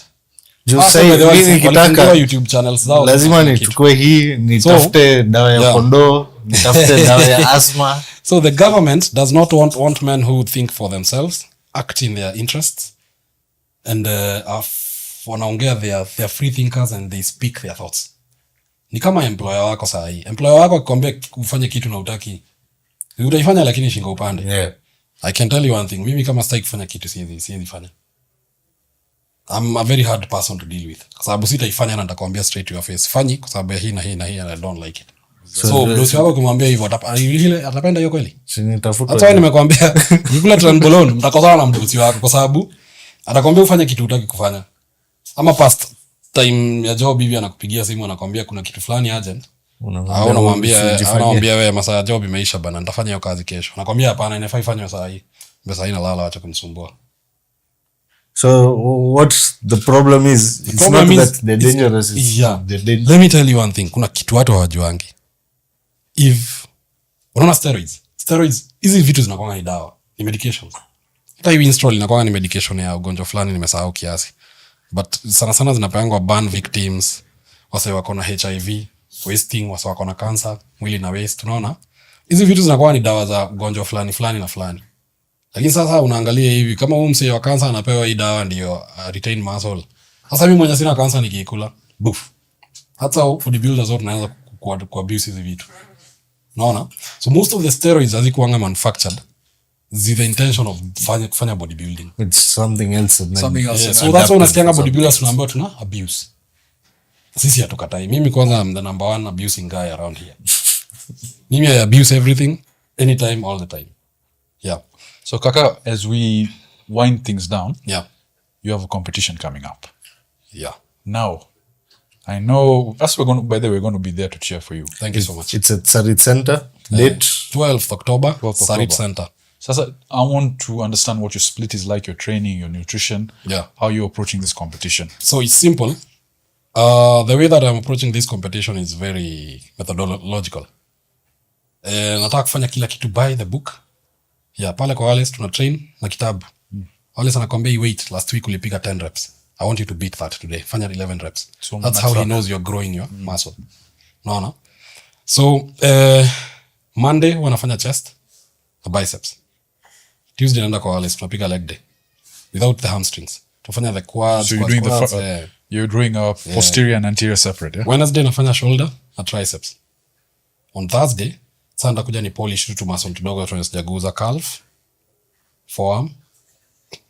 Ndakuja maybe nirudie kifua kidogo kama workouts kama 3 ni stretch tu kidogo. And then on Friday tunaenda tunachapa na Wallace sasa back na hamstrings Posterior. yeah. Then on Saturday kama leo naamkia tu posing na cardio. Posing nafaa nifanye kila siku except days ni painful kama siku ya leg day na the day after leg day. Hiyo inakuwa painful, a bit painful. Hiyo sifanye posing sana. But cardio ni kila siku. I'm doing cardio kwa Stairmaster. Yeah. 45 minutes every day. That's what. So the other thing I wanted to ask you: are you tracking based on calories on the machine or time when you're burning? Like ukifanya kwa Stairmaster, are you targeting 500 calories? Well, I'll hata nikipost video zangu utaona nimekuambia nimekuwa hapo 45 You minutes. normally say that. That's what I was asking. Yeah. But hizi machines zinakuwa ni formulas zimewekwa. It's not the actual number of calories actual, we burn. It's not very actual. Haiko accurate. Yeah, but just as a basis, you have in mind. So nikifanya 500 calories on this, Yeah. I know I have to target 500 calories on this Exactly, machine. yeah. So that's what basically nafanya sahi. And then naangalia feedback ya mwili. So cardio is every day. Cardio is like 5-6 days a week. Shit. Hata kesho nitaamkia. Kwanza kesho naenda kuifanya kwa treadmill. Niweke incline kubwa, speed moderate kama ya 4 for 1 hour. And how many macros are you on right now? I'm on 1900 calories per day. And what's your weight? 95 kgs. That's low. Yeah. And So, so- by I'm intending to go game day nikiwa kitu 89 kgs. Naona? Ama siku ya weigh in nikuwe kama 89 ndio niangukie light heavyweight category. Na alafu siku ya game day ni load chumvi na maji nianguke kitu kama 91 92 kgs. Yeah. Okay. With some fullness and everything good. Now I'm gonna track everything. You're measuring Hey, food, everything. bro, kila siku. MyFitnessPal. In fact, food kama sasa imefika kitu kaa 7 pm nimemaliza ile food kama jana nimeteseka sana usiku kwa nyumba. Unaangalia ile ndizi iko pale, ni njaa nasikia. Lakini nikikula hiyo ndizi naharibu discipline yangu. You know discipline is sacrificing your instant gratification for something that you want long term later on. Unaona? So mimi naangalia pale kuna trophy. Also, I've gathered a very good following and like DMs zangu zimejaa pressure hivi. Until lazima ushinde hii kitu. So It's really like hakuna competition. Even I know there are guys when wanaenda compete on your main beat even in other competitions kama OK Pro.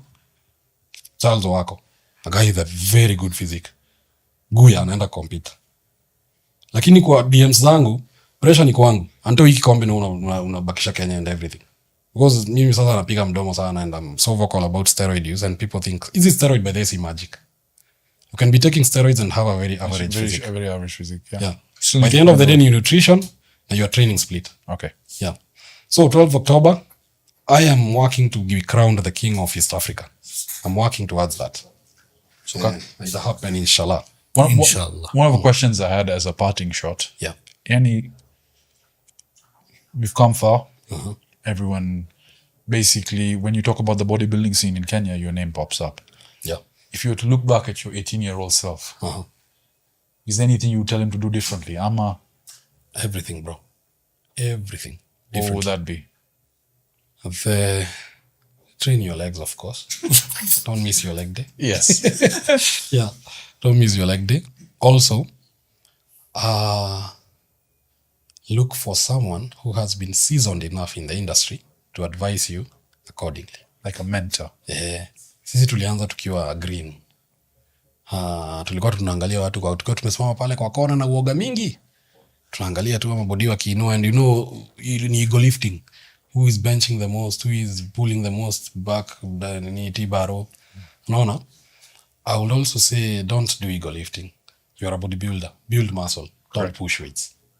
I like that, yeah. Don't push weights. Build muscle. Contract your muscles. Don't push weights. Resist weight. For the longest time nimekuwa in fact hadi leo ukiniangalia some of the videos zimefanya hata ni go viral outside Kenya is the heavy deadlifts. I'm so good at the deadlift. Hiyo nashuku ilianzia pale kwa farm work. Because when you're carrying napier grass you lazima uitoe chini. Uiweke juu, then you go you are engaging your lower muscles. So deadlift, I think I have a PR of 310 kgs. Jesus Christ. Without counting the bar. If I count the bar, it's 330 kgs. Hiyo by itself inanipea qualification for competing in the Kenya Strongest Man. But sasa hiyo sio mambo yangu. I'm a bodybuilder. Yeah, I'm supposed to move muscles, not weights. So ndio maana unaona nimeshift workout yangu. For the longest time nilikuwa nikifanya zoezi for 6 hours, 4 hours. Nimekuwa nikipunguza vile nazeeka. Juzi before niangie kwa Alice nilikuwa at 4 hours. Unaona? 4 hours yote unafanya nini kwa gym? 4 hours zote 6 sets za nini? Kwa Alice unafanya set ngapi? 2. Brutal. Tuma signal kwa muscle inafai grow, enda ukula, ipatie 3 days recover, 2 days za growth. Wale wana recommend train a muscle after 5 days. Okay. Not 3 days. Mimi nimeishi kujua ni 3 days. That's what I was thinking. So unachapa mguu, nilikuwa nachapa mguu Monday and by Friday narudia mguu. Yeah, push pull legs. Then hiyo siku nyingine naisukuma Tuesday, then naifanya saa 2. Ikifanya saa 2 naisukuma Wednesday hiyo wiki nyingine, hiyo siku nyingine naisukuma maybe on Monday hivyo. So hiyo mambo hiyo squeezes funny. I'm training every muscle once a week. Maybe kabisa hata ka tricep nimekarudia leo. Hata ukienda kwa wale sana kwambianga tricep na bicep ufai kumaliza dakika 10. No, just short, intense. No, just fanya workouts kama 2 sets only. What's that bodybuilder? Intense ones. That used to do that old school bodybuilder way. Very short sets. Mike Metzner or something? Mike Mensa. Yeah, that. Mensa. Yeah. In fact, Mike Mensa is nearly anzisha hiyo school of thought ya bodybuilding ya training to failure. Then Dorian Yates akakuja akaipick akaiperfect. Perfect. Then we have like people like Tom Platz. But Tom Platz used to lift very heavy weights to failure. Dorian Yates the same. So ukienda kwa wale set ya kwanza by the way kama ni leg press unaekanga plates 3. Utasukuma 15 reps easy. Set ya pili anaekanga plates 7. So it's a big jump. You shock your muscle, finish it. Introduce the workout, shock your muscle. Go home. Unaona? Anakwambianga Gachau hapa tunafanya set 2 tu. The reps 12. Sumo squat. Anakupatia dumbbell fulani inaitangwa lulehe. You know lulehe in Kiluya ni kumwaga ute. Hiyo dumbbell inainuliwa na wanaume wachache sana hapo kwa hiyo hood gym. Ukiinua unamwaga ute.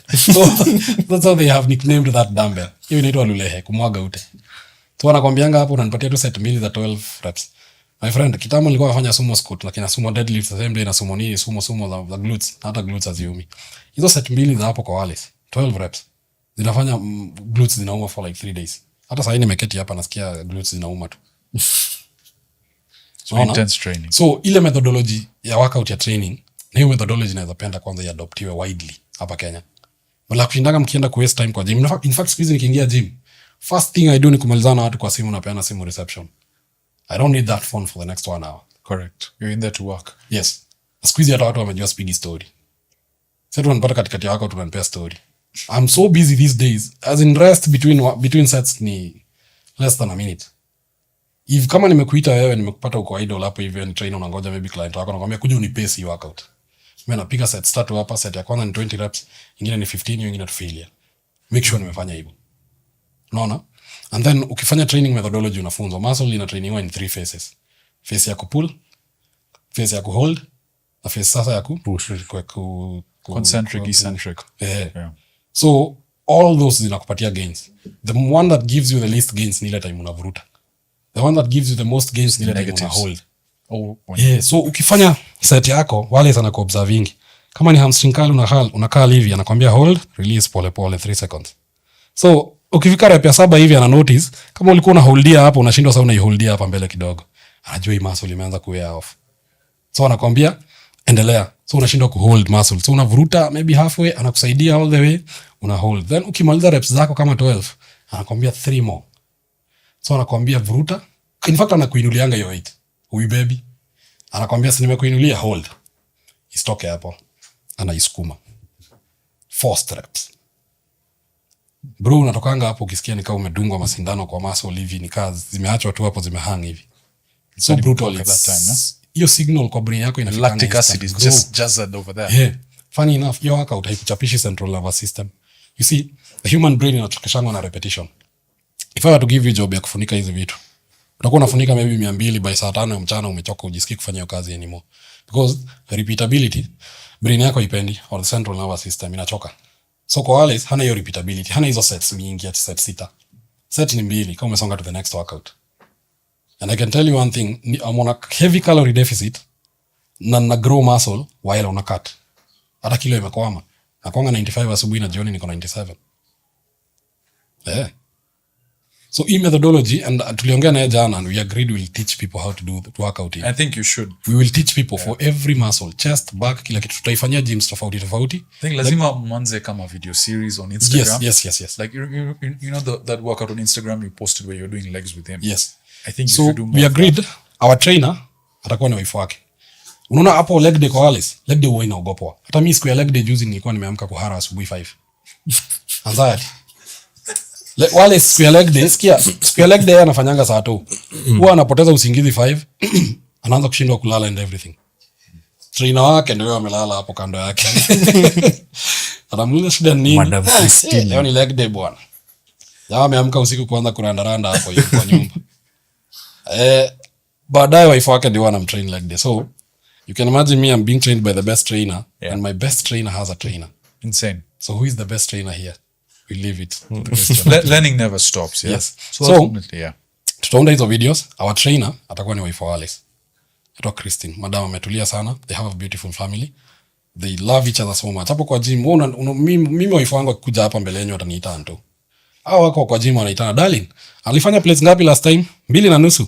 Mweke 3 leo. Sawa darling. That's amazing. Unawekewa plates 3. Hacheki na wewe. Unazisukuma, unapiga hack squat 3 plates. Inafika rep ya 11. Unaanza kutetemeka miguu hivi. Anakuambia tafuta nguvu kabisa. 4 more. Amekuangalia hivi, unamwangalia hivi, unamwambia nimechoka. Anakuambia jikaze. Sasa kuna jamaa amekushikilia miguu hivi, usitoe miguu hapo. Yeye wako hapa kando wameshikilia zile vitu za kurirack weights, usirirack. So no hold weight hapo hivi. Ukikaa sana hapa anaanza kudeduct reps. So unapiga hesabu na deduct reps na already sina kitu, hata tu nienda tu chini. She's so good in training. I have to do. Huyo anafaa kutrain madem. Huyo anafaa kutrain wanaume. Yeah, anakuambia nimekuandikia 10. Eh. Well, how you do it is up to you. It's up to you. Na ujue si kama wale sasa atafika mahali ya kusaidia, ya kusaidia. Ya kuangalia tu. Anakuambia it's 10, so don't figure out what you're doing. Figure out jikaze. Ukitaka usaidiwe anaitanga msemo mwingine.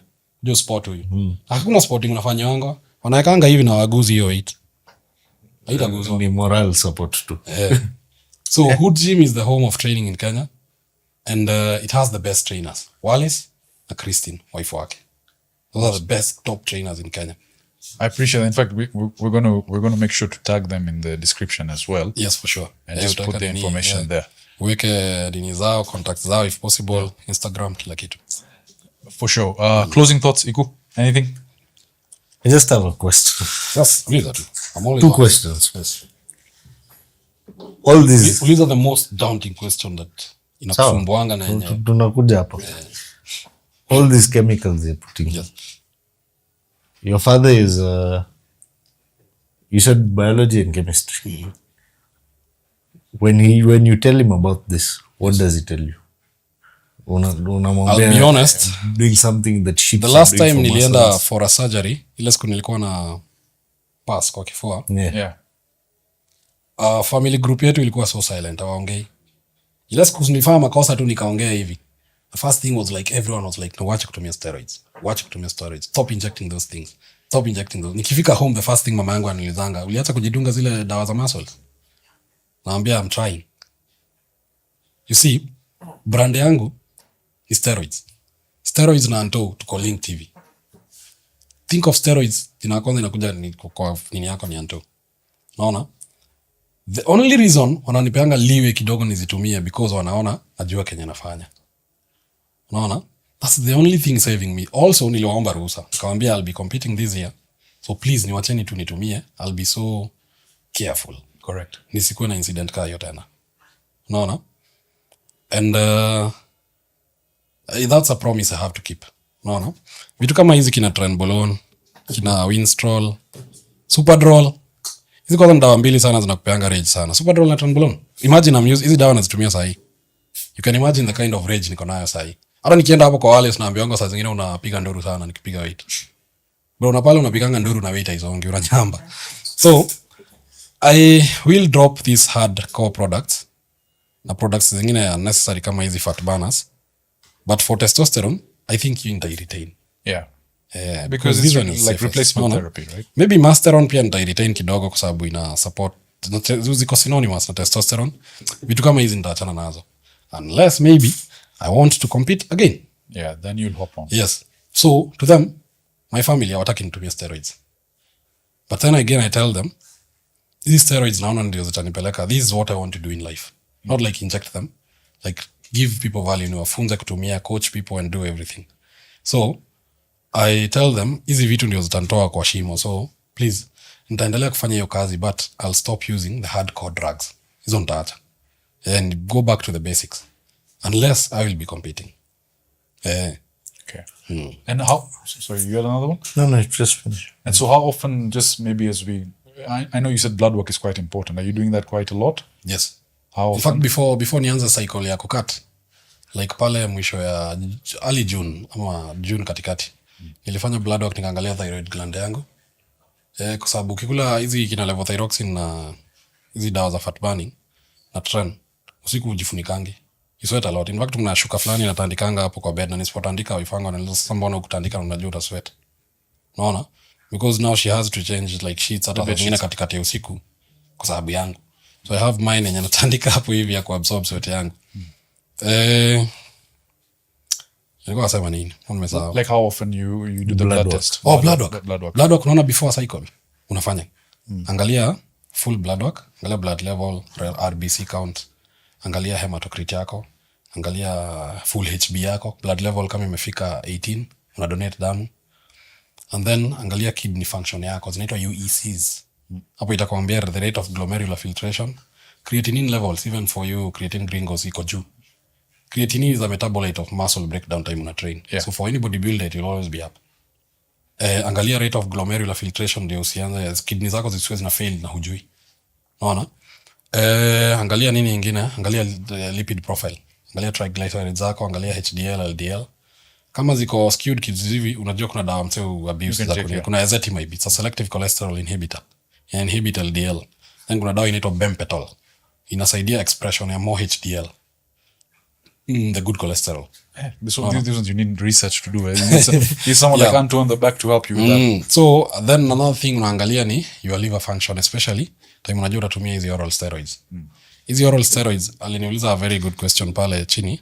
Akaniuliza mbona steroids zingine zinakuanga oral na zingine ni injectable. Nikamwambia well, hizi steroids they can be expressed in any form. Oral, injectable. In fact, testosterone kuna tablets zake, kuna unapaka kwa skin hivi kama lotion. Shida hiyo lotion ni ati unaweza jipaka alafu unaenda unaguza mtoto wako, unaguza wife wako, after a while wife wako anaanza kuguruma na weka wewe kwa nyumba. It's very risky. Unaona? But hizi injectables, the injectable form of steroid haipeangi mwenye na manufacture stress mob. Because hiyo ni kuinject kwa muscle and then mwili na assimilate pole pole.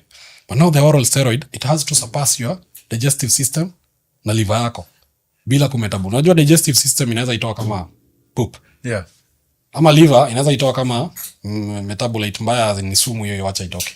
So it has kupita hizo vitu mbili. So you're taking 50 mg, ile yenye inapita kwa mwili yako by the way inafikanga kama half of that. Ingine imetolewa.